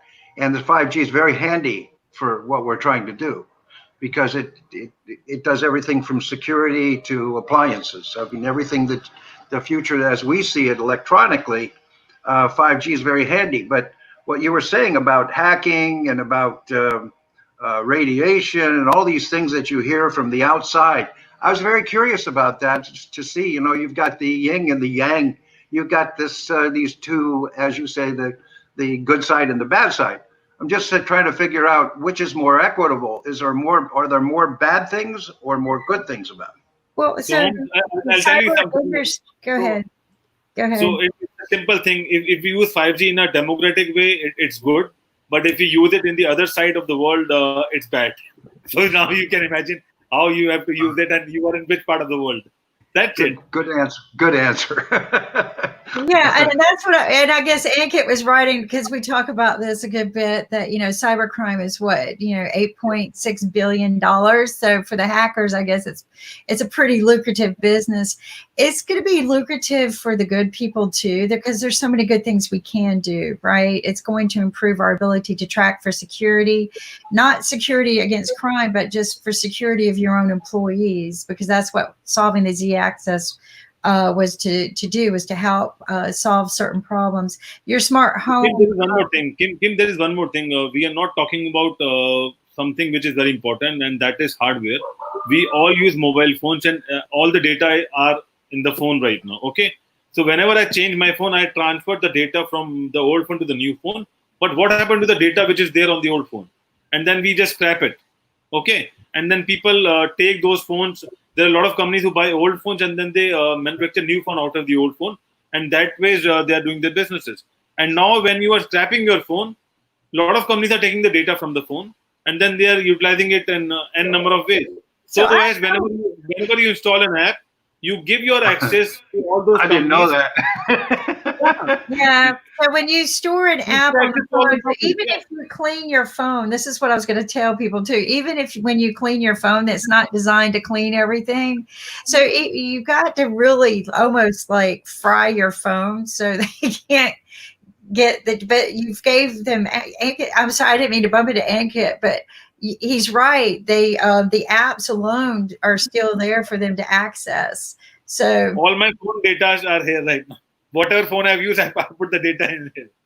Well, but the thing is that, but a lot of people don't understand that, you know, the Bluetooth it has been an open door for every one of our devices since the day one that it was built. It was engineered and designed for you to be able to do short way communications, but there was always half of it opened so they could do other things. Well, that open gateway was something that hackers knew more about than the common person or even engineers to be able to utilize. So, you know, with 20 billion devices out there, we've just opened up 20 billion open doors to the hackers. But it's a, you know, $8.6 billion industry. And this is what I had a conversation about at two of the universities where I sit on the board for science and for cybersecurity, is that the people who are in the hacking world, they have more incentive to do this because financially it's a bigger gain, whereas we're paying our people $100,000 a year to fight the crime, maybe $40,000 a year to fight the crime. A hacker can easily make $1 million. Who's got more incentive here, right? So, it's, you know, I speak at the law enforcement on this as well in the cybersecurity industry, and it's quite interesting when you put that in place. Of cybersecurity, because by 2020, India would have 800 million smartphone users. So you can imagine the size which we will have to manage, and every smartphone is a potential threat to bank fraud and to a cyber hacking. So particularly we will be on the channel, and India again would be a very huge market for the content which Mr. Holmes is developing. So it was pleasure talking to all of you. Yeah, because Abhijit is big into smart technology. So the two of you need to make a connection sometime. That's what his world is, and is smart technology for lives, quality of life. So well, then we segue over to the financial part of it, where everything is going digital financially, and you take the entire world financial market as we see it, and it's got to sustain itself. The old way, the old currency ways, the old, you know, Wall Street model has become passé. Basically, you're looking at people around the world looking for an alternative. From crypto over to Forex exchanges on how to readjust or to make the new currency for the new world. I'm curious to find out how that's going to interplay with this 5G. Well, if you can hack into it, I mean, if you can hack into it, you can make billions. Well, so a lot of things, and I don't know, maybe we can sit down, and this is a way big conversation as well, just on its own. No, but Kim, we can discuss about that. We can discuss about that on our payment show, which happened on Wednesday, 1 p.m. EST. So we have someone from the payment industry. They discuss about how the payment industry will change in future, and what happened to the technology, and how we can work it out, and what are the best ways to secure your payments. So, well, we have a FinTech show on Wednesdays, and FinTech is definitely, you know, the way we're moving to maybe you got your cryptocurrencies, and then you had FinTech, and then how do you merge the two so that you can regulate it? And you know, a lot of people have been trying to do that, but yeah, no, what do you do, right? But smart cities, if you've ever attended, I'm sure you have, a lot of smart city conferences. I've seen technology that was totally invasive, where they have little microchips, this is smaller than the tip of your fingernail, that goes onto every light bulb that goes into your refrigerator. I've seen it. I was in the development lab with them. And you know, what is the intended purpose? To watch somebody open up their refrigerator door, right? Abhijit, thank you. So, and Abhijit is in the smart technology world as mainly in transportation and mobile, but a lot of things he does evolves into the smart living environments, which, you know, there are so many ways we could take this and do a lot of good. And of course, there's going to be so many ways it's used for evil. I'm going to do a book on that, right? The good and evil, but But what is your opinion, Holmes? And because you're doing these smart homes, and I want to show you some technology that I have that would integrate with some of your smart homes. But how can we make things better? Because this is what you do every day, not because you do it as a business councilman as well, which, you know, to hear your voice and to discuss some of the things that we can do at this level is very appreciative. My whole vision in my life as it exists today is to kind of create a situation, a pathway, if you will, for sustainability in the 21st century. The people behind me and the generations behind me, I want to try to do something so that the everyday person, the people out there that are kind of disjointed from what we're doing today, because the disparity between the haves and the have-nots have created a huge chasm or a big channel in between. And the idea is to bring that technology, as we're talking smart technology, into the hands of the everyday person. The guy driving the little economy car. Now you see the economy cars with all kinds of things, like a GPS and all kinds of things in a car that they paid $10,000 for. So that is a very smart way of taking this technology and putting it into the mobile phones, putting it into the automobile, putting it into their shelter, okay, and having them communicate with each other, making life more convenient and more efficient for the average person. You know, obviously anybody with a lot of resources and money can have anything they want.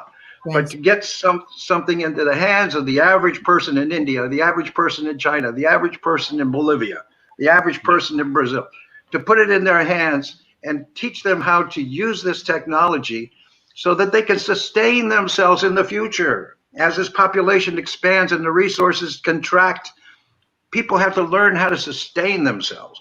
And this technology that we're trying to develop is trying to make that happen, okay?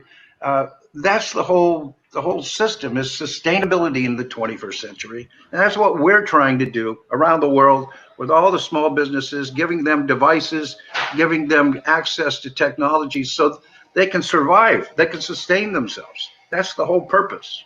You know, your mission is it's so interesting that our paths kept crossing, and your mission is so much like Nick and mine's. When I first started working with Nick on a TV show called Money Masters 4 years ago, before we started this network. The mission of the show was to close the gap between poverty and sustainability. That was the mission of our show, and that gap is financial literacy. We've changed the word to financial fitness because we found out that people think literacy is boring. So we're trying to find financial fitness programs. One of the things that I've been asked today from a viewer is, you know, how can I sustain when I am a single mother who graduated from college with a student loan debt so high I can't afford housing and my child's disabled? How do I get out of this mess? Because I'm working 3 jobs. I'm not able to get a job in the industry that I studied my college education for. So what you're talking about is providing affordable housing, because even college students can't afford it. But one of the things we fail to teach people is how to sustain. We don't teach it in school. We don't teach it in elementary school. We don't teach it. And that's why Lynn is part of this, is he donates to our financial literacy program for financial fitness and smart teaching. So I was going to say, Holmes said 2 words. All the technology is great, and getting the technology in the hands of the people who need it is great. But there are 2 words that he said: teach and learn. That's right. Because you can give people all the technology that so if somebody gets this and all they learn how to do is to correspond using social media, so Facebook, Instagram, Twitter, all that kind of stuff, and they learn how to make a phone call. It doesn't necessarily take the technology and narrow, as you're trying to do with Money Masters, as I'm trying to help you do, narrow the gap between poverty and financial sustainability. And I think there's a lot that still has to go to narrow that gap. And that's why I feel very strongly about supporting Money Masters, because I appreciate it. Thank you. that's the mission. Thank you. And so anyway, we've had some good conversations today about that as well. We had one of the professors from Yale Economics Department, and he was the dean, bring up the 12 problems we're faced with today because of COVID. So I think what I like about Holmes is he's a problem solver. Problem solver. Let me get that one. Solved the problem, but he's not going to just talk about it. And that's, I think, I've watched you on it several times in talking with people who have mentioned your name, that you're out there solving the problem. You're not just talking about it. And that's one of the things I respect about what you're doing as a business councilman is, hey, we can sit here all day and talk about it. We got to get out there and do something. And the biggest problem is housing, right? When I listen to this mother reach out to me going, how can I fix this problem? I have done everything right, and yet I can't get one step ahead. And I talk about this daily, that we indentured slave all of our youth from college. They all owe more in their college debt than they will to buy a house. Mm-hmm. And it's now COVID. And this is one of the reasons why the professors on the show with us too is we're globally talking about. It was a really cool conversation today. We're globally talking about how do we get these students out there to get jobs, because they're not going to be able to afford housing, which this is, Holmes is solving that problem. And Holmes, well, I have a little input in that part of the equation. Okay, sure. What's happened here, and particularly in the United States and the rest of the world being educated, all of their leaders, most of these countries around the world that I'm in, that I interact with, most of these countries in the world have leaders that are in different levels of their governments, including India, including China, including Latin America.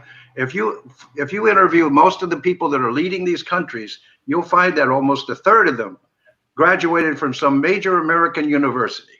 Okay, most of them.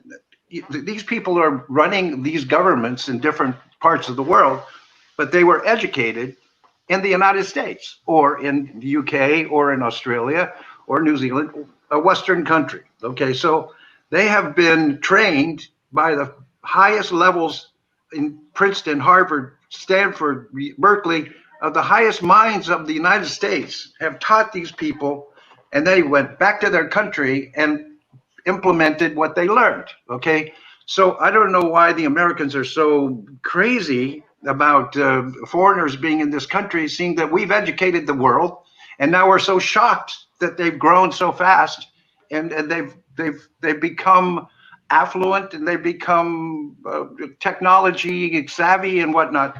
So I don't know why the shock, but the fact of the matter is that because of that, because of the influence by the Western training, the Western educational system, is now that these places, like especially in Asia, that have always been taught their students more of a memorization type educational process, where you have to excel and be top 10%. Okay, take the test, memorize the test, right? Where in America, in the Western side, it's comprehension. I might get a C, but I still know how to do brain surgery, okay? Because I remember.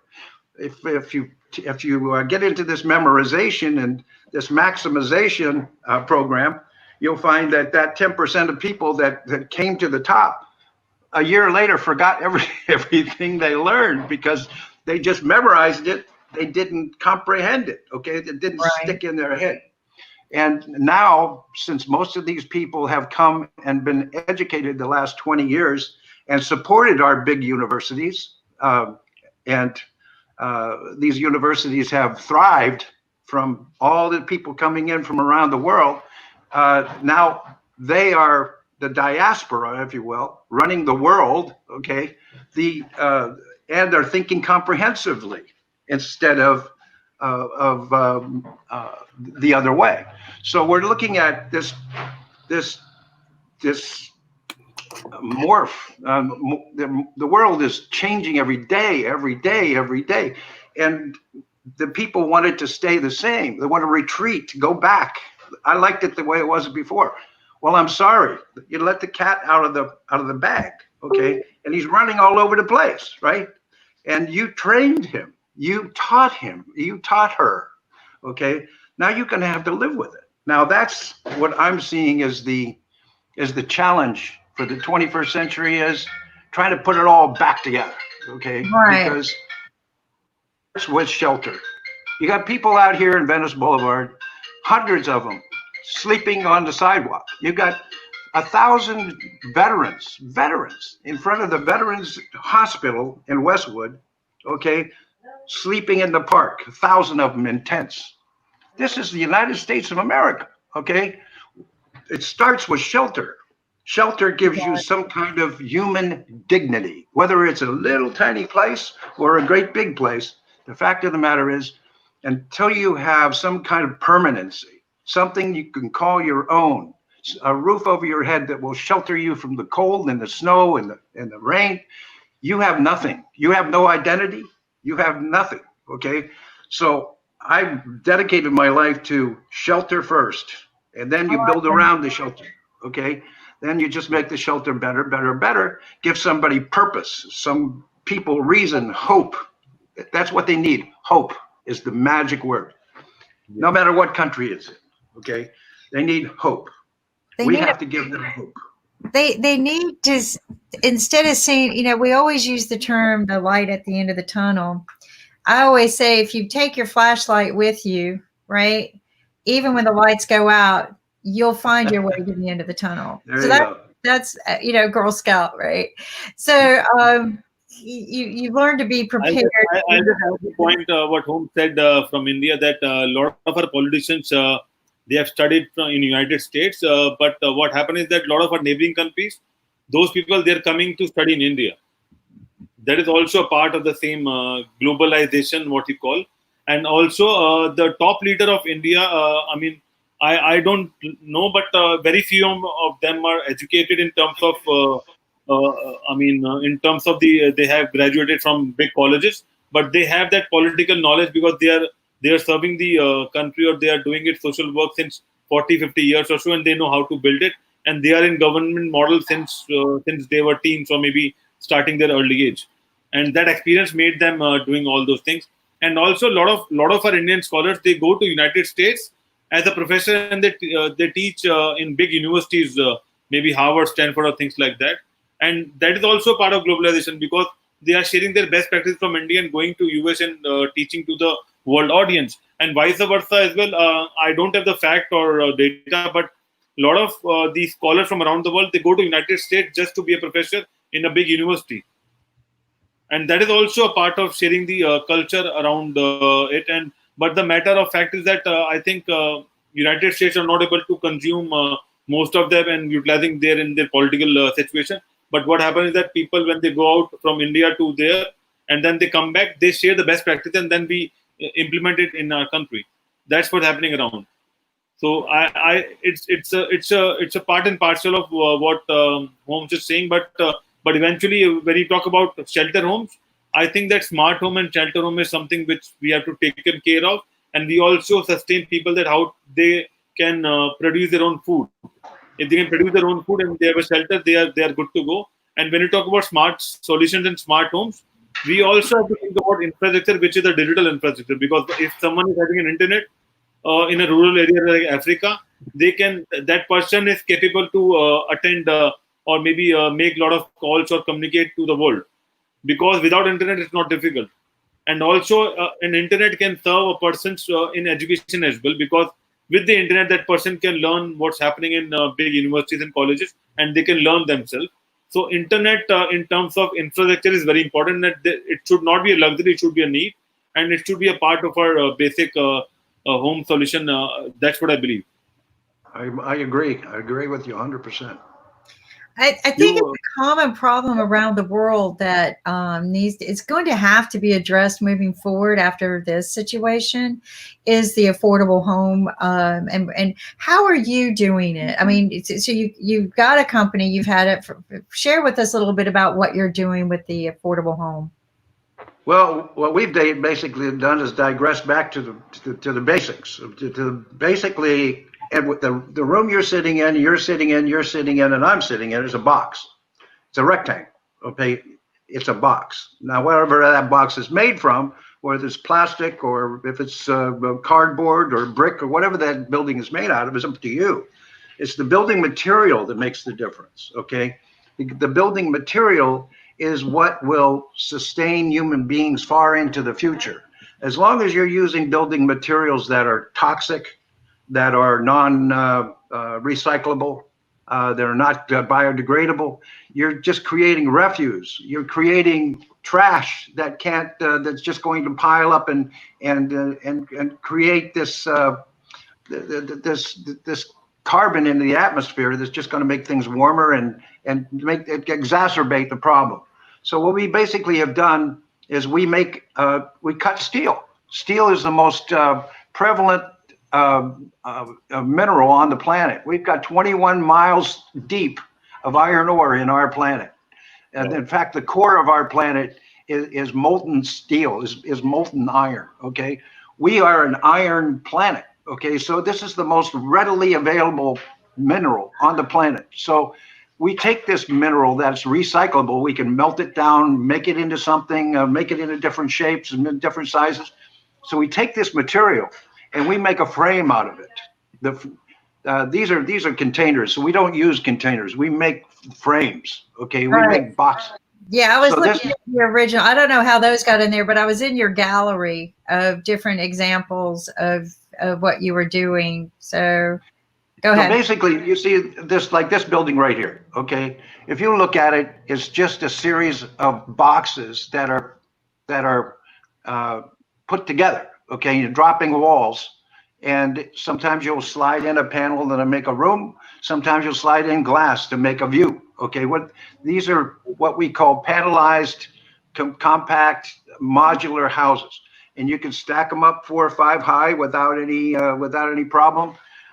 You put stairs. You can do portable lifts or elevators, whatever the case may be. These are all engineered.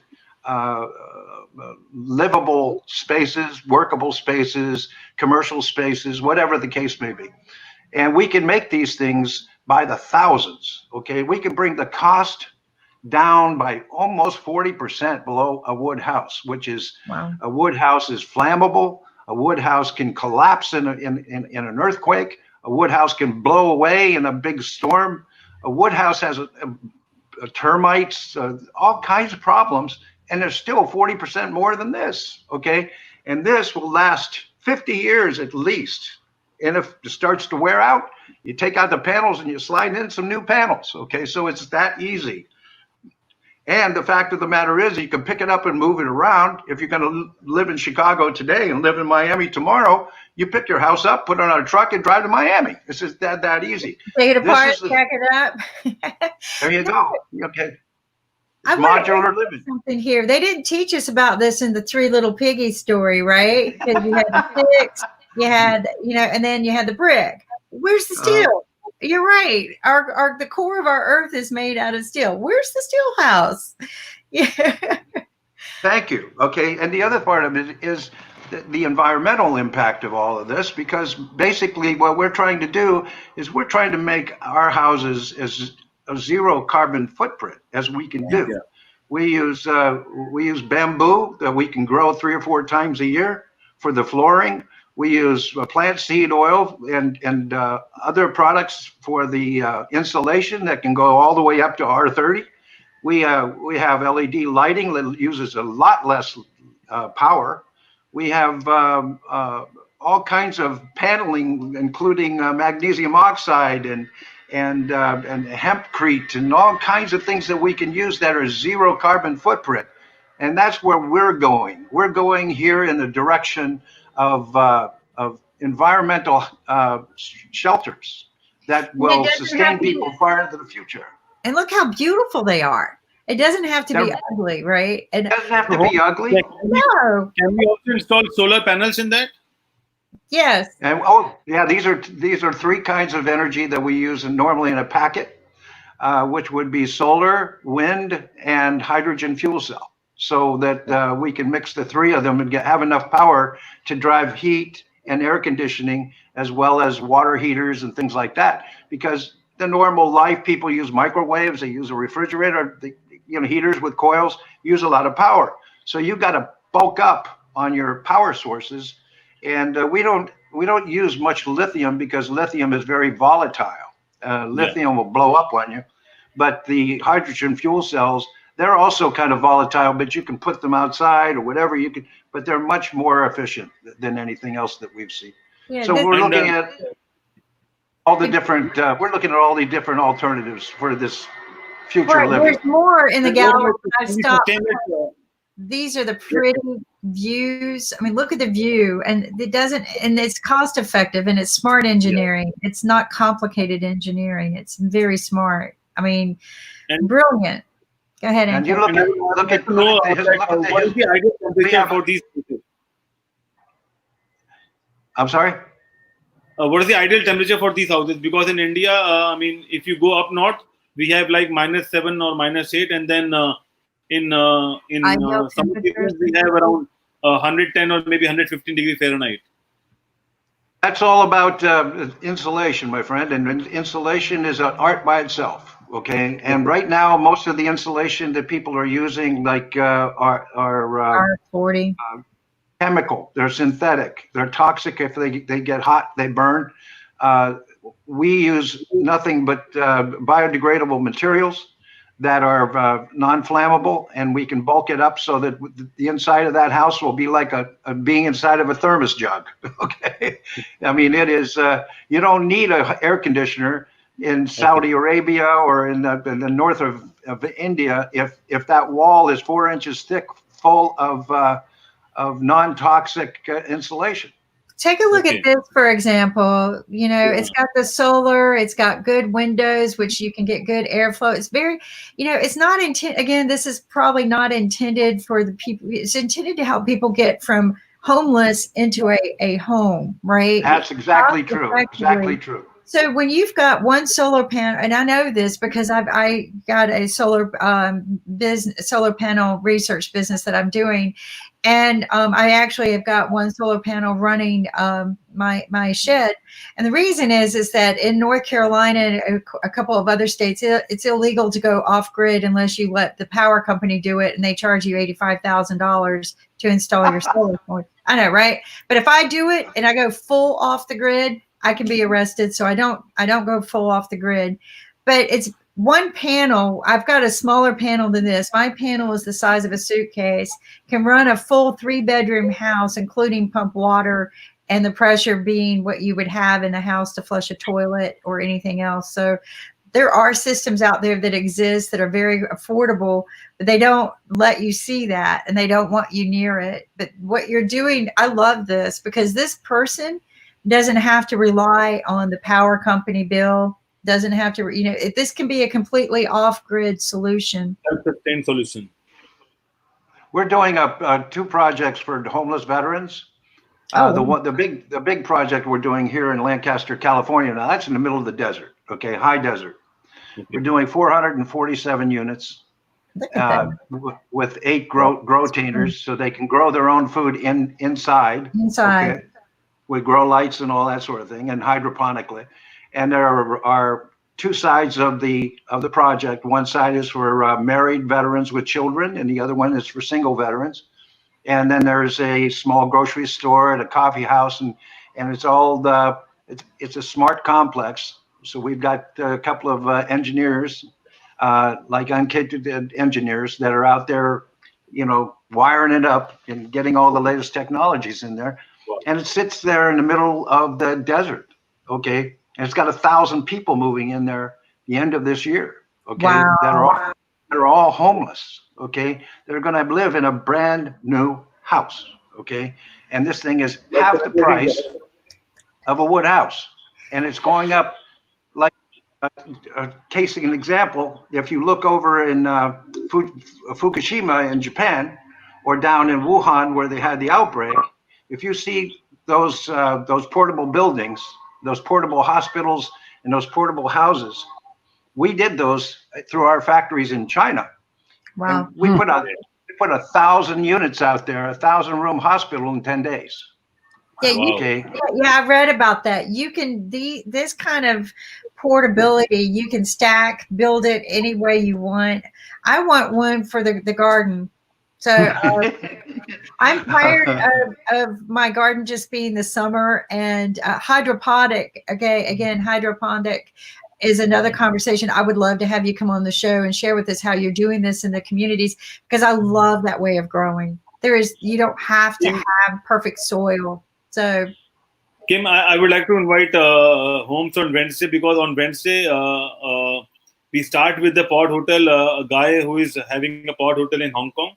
A Pod and Hotel. How they run the Pod Hotel, and then we have Mia Pods where they create a lot of small pod boutiques, and then also we have a payment guy joining us at 1 p.m. So if you're available on Wednesday, I would like to invite you, and we can have a detailed discussion on that. Well, he talks about everything. Yeah. So, something that when I see your square housing, I was on board a solar boat, a solar yacht that is square just like that. It's above ground. I can't find the picture right now, but it's fully solar powered, nothing else. I don't know if you've been there when you've been in Miami, but beautiful home, all windows, very smartly built. One of the things I like about a steel built home is you have less problems with insects.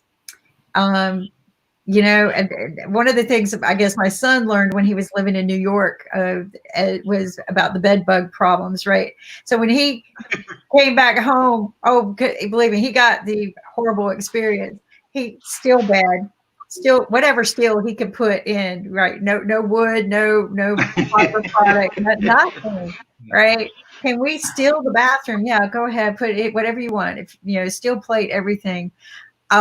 I want a home like this. I would love to have one like that. It's easier to care for. No painting. Just. One of the caveats of living in a steel structure, is water, because water is the cancer of steel.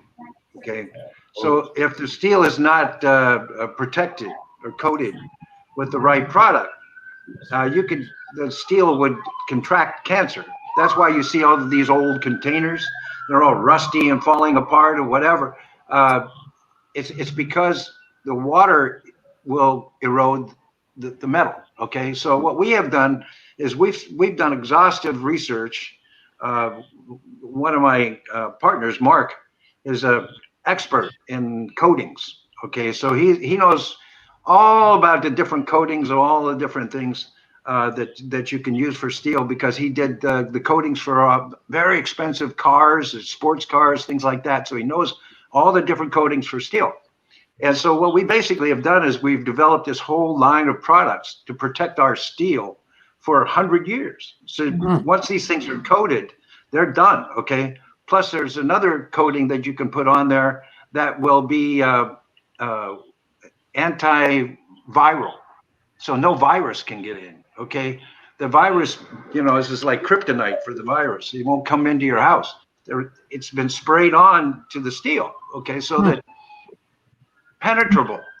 You're living in a healthy house. And bugs can't eat it. Termites can't chew into it. Bugs can't. So that, again, I know you guys go, Kim, calm down with the bugs. But I want to share with you about steel. And one of the things I learned about how it can become so durable is I own what we call a Wi-Fi tower, but it's also a ham radio tower, right? We took, but it's a 120-foot tower antenna.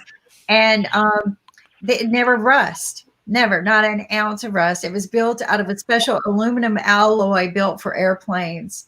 And we took that same aluminum alloy. That's what we were doing. We're learning how to build out Wi-Fi towers that would last a lifetime. And so I actually have one in my yard. And it's been there a long time. But it's hurricane resistant, right? So like you were saying, these steel homes, they're hurricane storm resistant. you had to find that means to keep them from rusting. And it does exist. And I know it exists because I got one in my front yard for 20 years and it's never rusted. I'm just telling you, I believe in it. If I could rebuild my home today with what you're doing, I would. I mean, I get tired of painting every 5 years. I have a brick house, right? I was the third pig. There was no such thing as the fourth pig. We need to rewrite the book, Holmes. Let's rewrite the book for the kids today, right? Who's going to be the big bad wolf? There's plenty of big bad wolves. I'm from wolf country. I'm from North Carolina University. Plenty of big bad wolves. But let's do talking about, you're from North Carolina, are you? Yes, sir. So we're doing a project in North Carolina right outside of Raleigh. We're outside of Raleigh. Where? Nick just moved to Raleigh. I just moved to Raleigh. Producer. Nick just moved. Well, there's a we're discussing it as we speak, but there's a university out there, a community college, right? And my friend, his name is Chip. He owns 165 acres adjacent to the community college, and he has a factory out there that he used to make wooden modular housing with. And he closed the factory. Now he's trying to sell that factory. And then they introduced him to me, and we started talking because he's got a big sympathy for homeless veterans, right? Just like we do out here. So so he wanted to dedicate this land to these homeless veterans. Right. He didn't have kind of a strategic plan of what to do. So that's when he and I started talking about this project. And so, you know that North Carolina is the third most populated state in the United States in veterans. Yeah. I did not know that, but I would not be surprised. Fayetteville, if you look at what we do in Fayetteville, because Fayetteville is a big home for a lot of things that people don't know about besides the military. But yes, we are. Every year, the Camp Lejeune and Fort Bragg, and there's a couple of Air Force bases there. They release 12,000 veterans every year out of the service. They're coming out of the service. So what we want to do is we want to put a community like the one we're building here for 1,000 of them out there on that property, and then make a modular small occupational school there and teach them how to make their own affordable housing. And then we'll use that empty factory to as an assembly place and as a training camp for all these people to learn to be an electrician, learn to be a plumber, to learn a skill where they can make more money than a doctor. Okay, so they do quite well, right? Is that community college Wake Tech? I believe so. Wake Technical College. So I know I know a big funder there from Emerson, the president of Emerson, right? He's big on funding. So maybe we can kind of, if it's Wake Tech is absolutely huge. People don't know that. They were the first to install. They were the first to install solar energy in their school and let their students do it. That produces energy for the school. They were the first school to do this. Holmes. Wake Tech has 70,000. That was my first degree. That's not the right place. That's what I'm saying. A community college. It's got to be somewhere else outside the area. Well, there's other community colleges around here. That's the most scientific community college in Raleigh. Yeah, that is the most. So, but there has been studies that we have insufficient new housing starts in the United States. They're not building new housing, which is going to create a big problem. Well, he's got the idea, but you missed part of the conversation. But Holmes, meet Nick Palaveda. Nick Palaveda is one of the founding fathers of IBM TV and senior executive producer. And hi, Nick. How are you? I'm doing great. I know. I don't have councilman in the PAC area, Pacific Rim, but also he's an entrepreneur. But here's the reason I'm so happy to see Holmes here is our paths kept crossing since December. I kept bumping, and I know he doesn't remember me. I'm just the small person around there, but I kept bumping into him going, wow, I got to have coffee with this guy. And so, because you just seem to know everybody. And the more I got to know about what you were doing in your projects for the veterans and everything was just, It's just amazing. And then you end up working with Henning on projects, and I'm like, okay, we got to meet now. So, I mean, Holmes, you work with the Henning Morales. the Henning Morales. Yeah. The Hemming. Henning is Henning Morales. It's We like all the love Ohio Henning. State University, the Henning Morales. We all love Henning. We're a big fan of Henning and his missions. And, Holmes, are you in Los show Angeles? every Are you in chance LA? Yes, I'm in Los Angeles. Yes. Wow. Henning is a fellow that the eternal optimist. Right. You cannot find anything about him that's not positive. Oh, really? Okay. He believes in the power of positive thinking, eh? Everything is positive.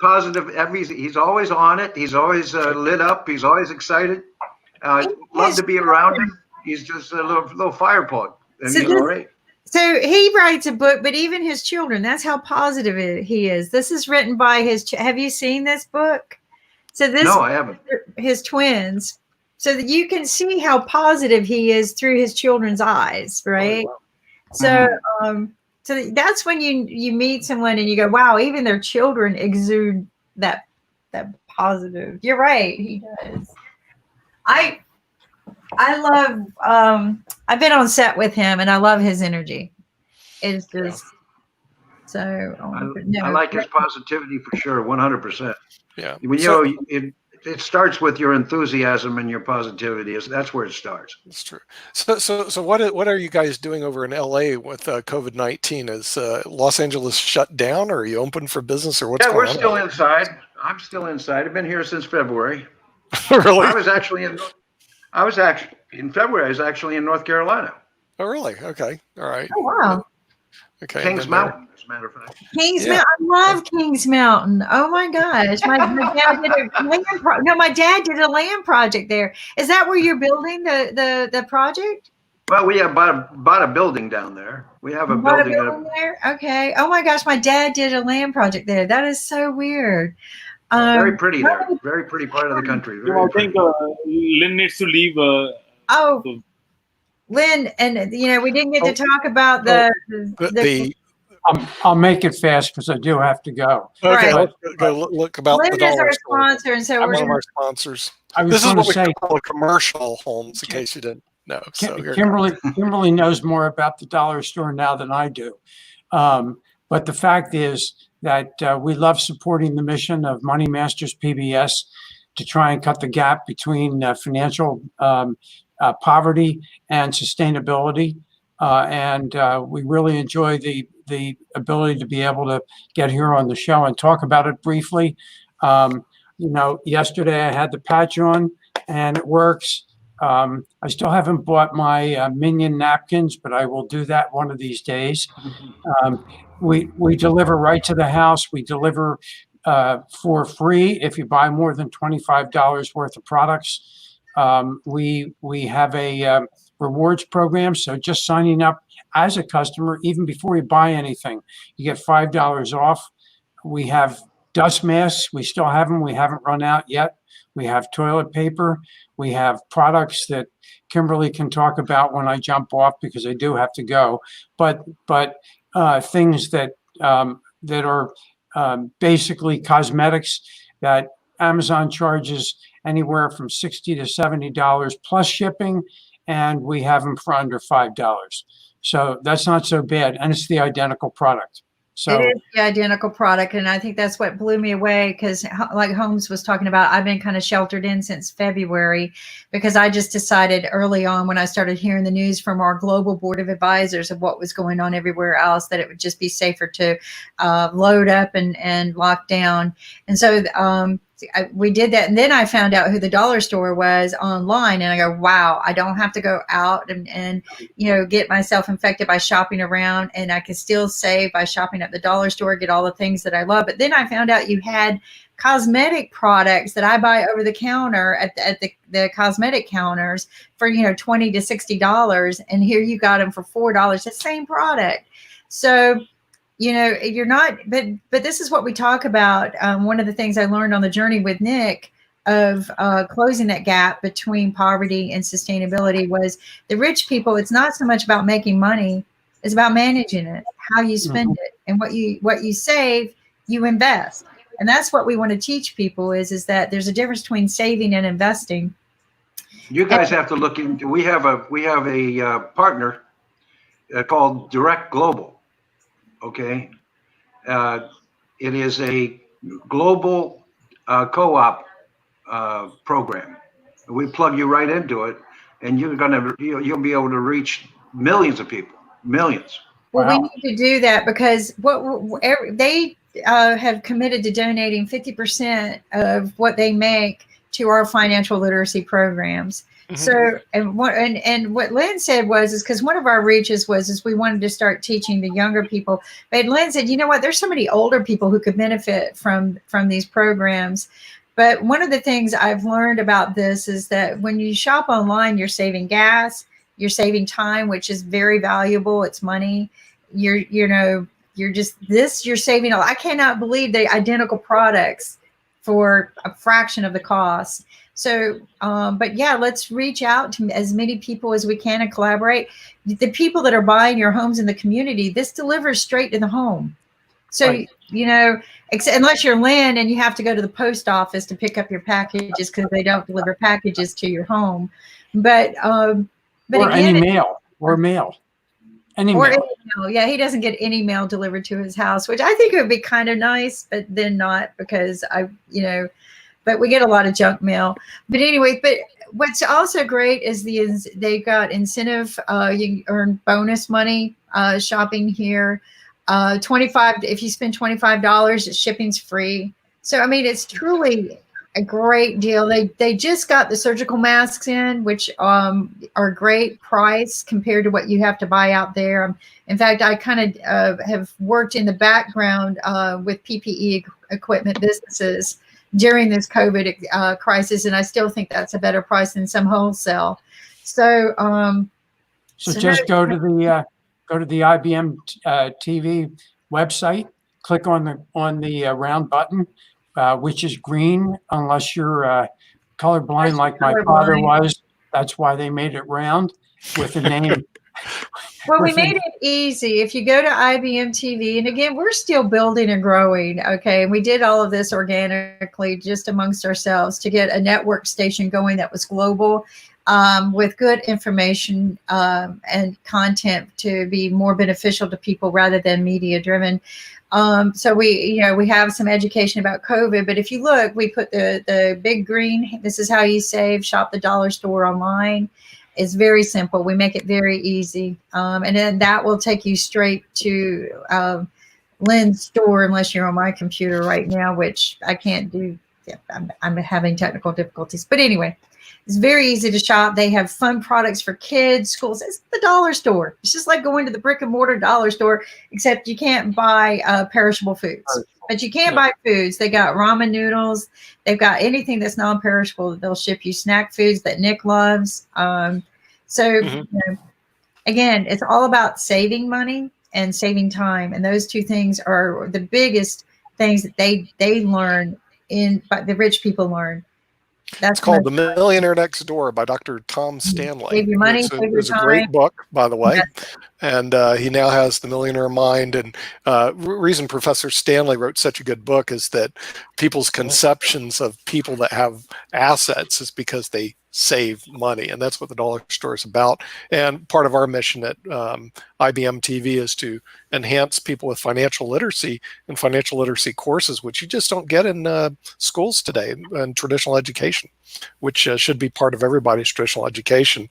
I don't know when Holmes took his mortgage class, but my school didn't offer Mortgage 101. So, yet everybody at some point in time is going to be faced with getting a mortgage or getting a loan for a car, and we're giving no financial education whatsoever. So we do thank the Dollar Store being one of our sponsors at IBM TV, and our mission to serve underserved markets such as financial literacy, chess, cricket, yoga. We have all some very interesting programming. Oh, we've that got a you just dog can't get on. trainer now. We've got Then we have doctors on 7-year-old. Friday. If you want to listen to COVID-19 discussions from the doctors, they show up on Friday. Real doctor. Startups on Wednesdays, podcasters on Thursday, and all these markets, unfortunately, are very underserved by the media. So we're going to serve the underserved market worldwide. And we like to also thank Professor Snyder, the former dean and current professor at Yale University's School of Business, for being on earlier today and giving us some insights of what's going on in the education community, because education is, we think, very, very important at IBM TV. So that's our mission. I'll add this. Right now, we are doing one of this kind's radio show on IBM TV, which is live right now, started at 2 p.m. EST every Monday. Yeah, we got a are? live radio show. We have a live radio talk show on TV, which is I didn't know that. It's airing right now. And then the other great thing is that we have a 7-year-old girl who's been running a podcast on how to train a dog when COVID started. So we're going to give her some airtime. And and we've got music, live music on. Music from South Africa. We have several music shows from South Africa, which I think are really and good. Nashville. We've actually got Nashville putting in music for. Tomorrow we are hosting one of the top mountaineers from Switzerland.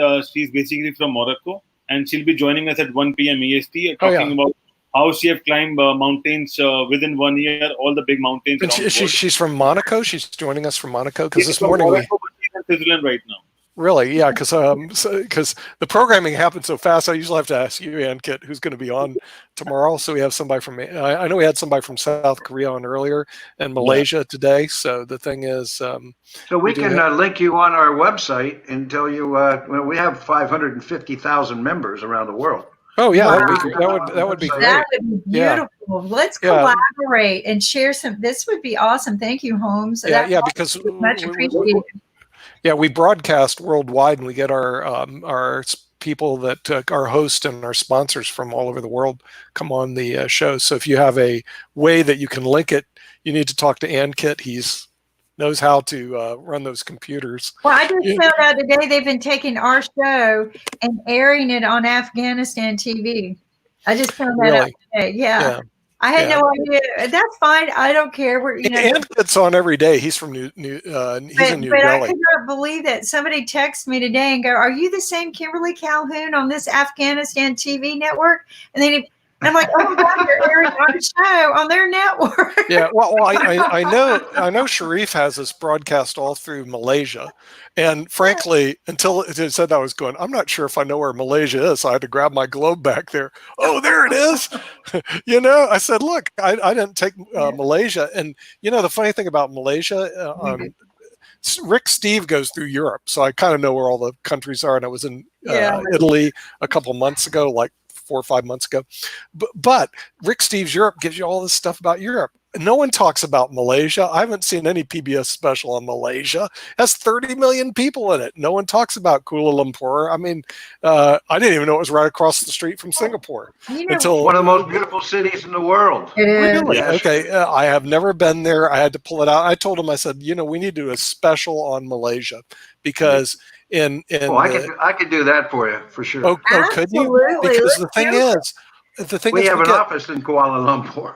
Kuala Lumpur, because we need to have a special on Malaysia, because in TDS, who we originally got started with about 5 years ago, there's no programming on Malaysia. In other words, I've yet to see a special on Malaysia. It's like, we're just going to ignore this whole country.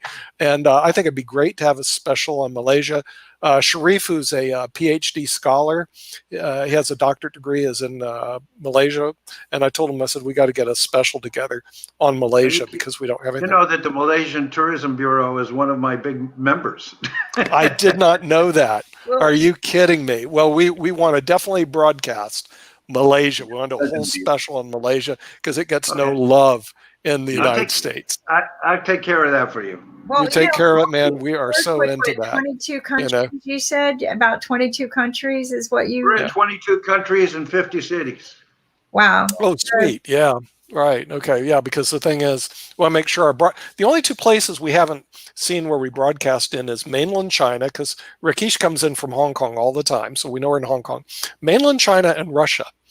I don't know if we're being blocked there, Holmes. You know, I'm Well, serious. mainland China. I mean, Shanghai is where my headquarters of my Chamber of Commerce, my Pacific Rim Chamber of Commerce, is headquartered in Really? Shanghai. Can you can you ask them see if they can get IBM TV over there? Oh, sure, We're on the World Wide Web, and we've had people all over the world, almost every country, on our show or seeing our show. But mainland China, I've had no testing with mainland China and Russia. Those are the only two countries. Russia, I'm not too familiar with. Well, yeah, Mainland Alexander Starr, who does our chess stars, is actually from Moscow. So, and he lives in Toronto now. So I'm having him run tests on Russia. But right now, those are the only two countries. I live in China 21 years. Oh, you're kidding me! Do you speak Mandarin? I speak Mandarin. Oh, Okay. Lord. Hey, this guy's an asset.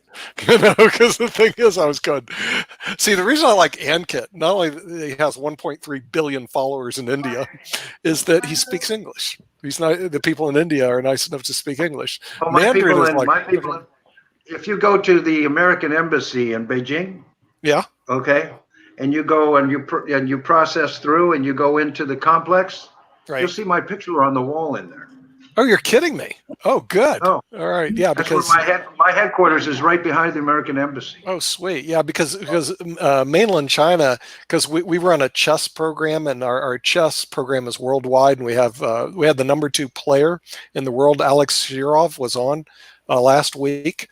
He's a grandmaster chess player, and China has adopted, the Western style chess now. So they play chess just like we do. And their Olympic team is actually number 1 in the world right now. So they're heavily into it. But that's part of the reason we want to broadcast, because they have a lot of chess players Nick, in China. we have a TV station in China. You're kidding me. Ooh. AM TV. Wow. Actually, it's headquartered here in Los Angeles, but we have the office is in Beijing. Wow. Okay. Well, so we'll just put the bridge together with between you and AM. That would be great, because I'd also like to have Darren Ling on, who's he's one of the top 5 chess players in the world, and he's from China. Nick's a chess Everybody geek. knows I'm a chess geek. This is becoming a big chess network too. We've got so many people in the chess world. Yeah. 30 million fans. You can't beat. Yeah, actually on chess.com they have 36 million viewers, and worldwide there's 600 million. So the thing is, it's a good number. Nick is a numbers man. So I run an actuarial firm. What can I tell you? So we all look at numbers. And everything else. Federal court attorney. What? We are also building cricket shows in India on IBM TV. Yeah, well, IBM, India. I think India and the United States are our biggest markets, but India has the biggest population that we beam into, 1.3 billion people.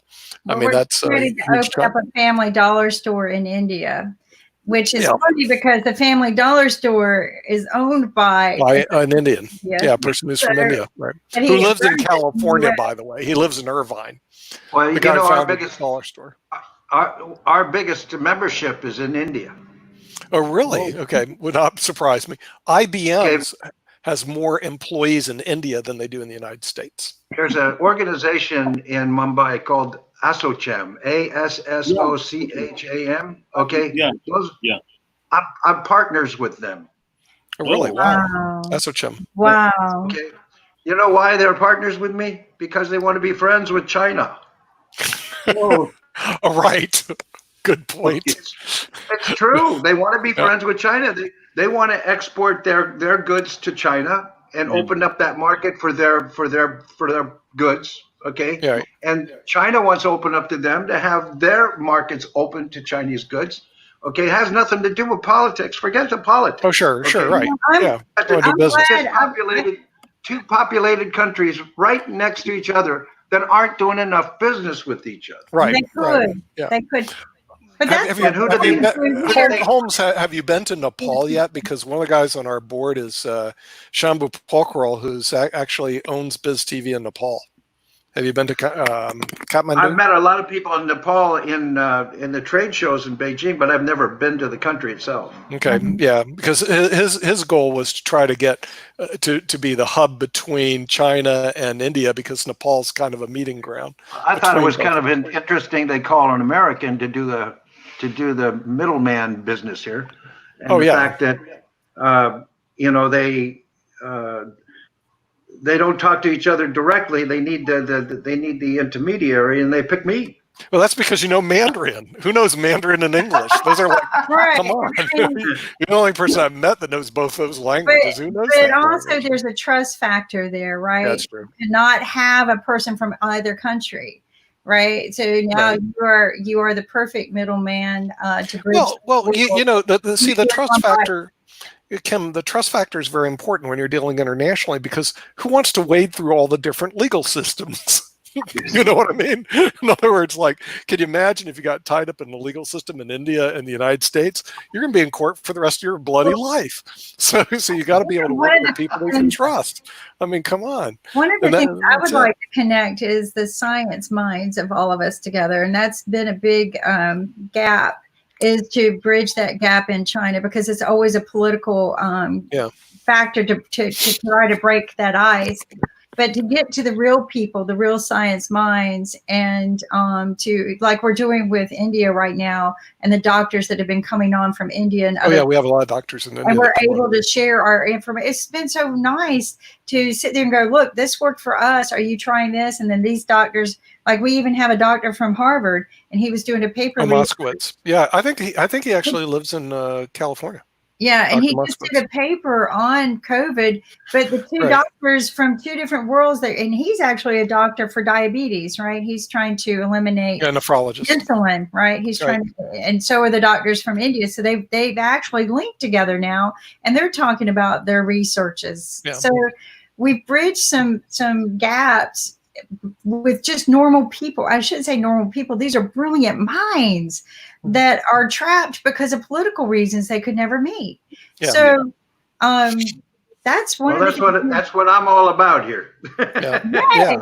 So there was a reason I kept bumping into you. It was an accident. It was. I thought maybe you were on way too many plane rides during the time when you can actually fly. That's the truth.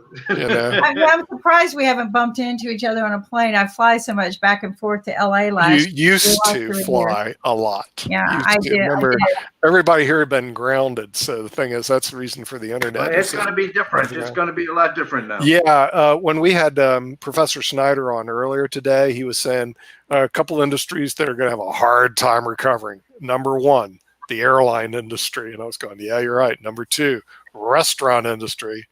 Yep, those are going to be two brutal industries. Third, he said, was higher education, which he works in, because how are the students going to get on campus? But those first two industries, I think, are going to have a real hard time recovering. But I also think that we're going to find better treatments and ultimately a vaccine probably within a year. You know, and with that, we're going to rechange the composition of what we do. But it won't change what we do on IBM TV. We're still going to be broadcasting internationally through the World Wide Web till we reach our goal of 4.3 billion people, which is our reach right now. I also want to be proud that we're not prejudiced by any means, and we're not a TV network that restrict people in the ways that other networks do. That's why Nick and I wanted to really do this, is I told him I cannot work for the network stations anymore. But is that we truly have minority programming. We don't care who you are, just quality. We want you to no profanity, no porn, good information, education. And that's what we're getting from all over the world. But we're not, we are probably the biggest minority-based network right now. We've got people from all over the world. It doesn't matter what your race or color is. We just want good quality information, and that's what's coming. I'm very proud of it. Yeah. Well, you got the chairman of the advisory committee of the Family Film Awards ceremony. There you go. That's right. Doesn't get more pablum than that. No, it doesn't, does it? And I mean, were you at the? Holmes, were you ever involved with NAPTE, the National Association of Professional Television Executives? Absolutely, I was. Oh, did you know advertising agents? Oh, really? Did you know Lou Martin? The guy I did not, but you know, my background is in advertising. Oh, really? Okay. I owned an advertising agency in New York for about almost 20 years. Right. Okay. Yeah, because we hung out with the founder. He recently passed away, the founder of NAPTE. So we're down in Miami. All we did was hang out with Lou. And then unfortunately he passed away about a year Yeah, ago. we hung out with Lou and his wife. She's so lovely. She's they were really nice people. And apparently NAPTI grew to be a fairly large organization. I was going to go to their meeting in Budapest this year because we were in the one in Miami Beach a couple of years ago. But then, of course, COVID-19 hits. They pushed it back into August, but I have to plan a lot sooner than that. So maybe next year I'll go to the NAPTI meeting, mainly because I want to go to Budapest. I mean, to go to the NAPTI meeting. Were you at the Sundance Festival 2 years ago? No, I spend most of my time outside the United States. I don't spend a whole lot of time here. Yeah, I noticed that. So, okay. I just didn't know if I bumped into you there as well, because that's where I met Henning and his team. And I was so impressed with his team. So yeah, it's a small world though. Yeah, you do. He's got my daughter in one of his films. Does he? Really? Which one? Which film? Well, it's a short film. It's about suicide. Some movie about suicide that he's doing. But my daughter was Miss Asia International 2016. Wow! You're kidding. Wow! Wow! Wow! We need to get some photos if you don't mind. Would love to even talk to her. What is she doing now? Oh, she goes to acting school. She goes to the Academy of Dramatic Arts. Oh, wow. That's big. Oh, so she wants to be in the industry, eh? Oh, yeah. She's in there doing it right now, as a matter of fact, on the internet. So we're at our hour. We've got a little ambassador who gives us the right social manners that we need to be learning to practice as we move forward. And then our airplane takes off. I hate to wrap up a beautiful conversation of meeting some wonderful, brilliant minds today, but we're going to come back tomorrow with some celebrity talk, and then Wednesday Holmes might join us. I hope he does, to talk fintech and cryptocurrency. Thank you very much for joining us at IBM TV. Thank you for inviting me. I really appreciated it. It was wonderful, and it was great meeting these people. Thank you. Oh, well, thank you. And we hope that you become part of the IBM TV family. So come on, let's see our ambassador. We're on board.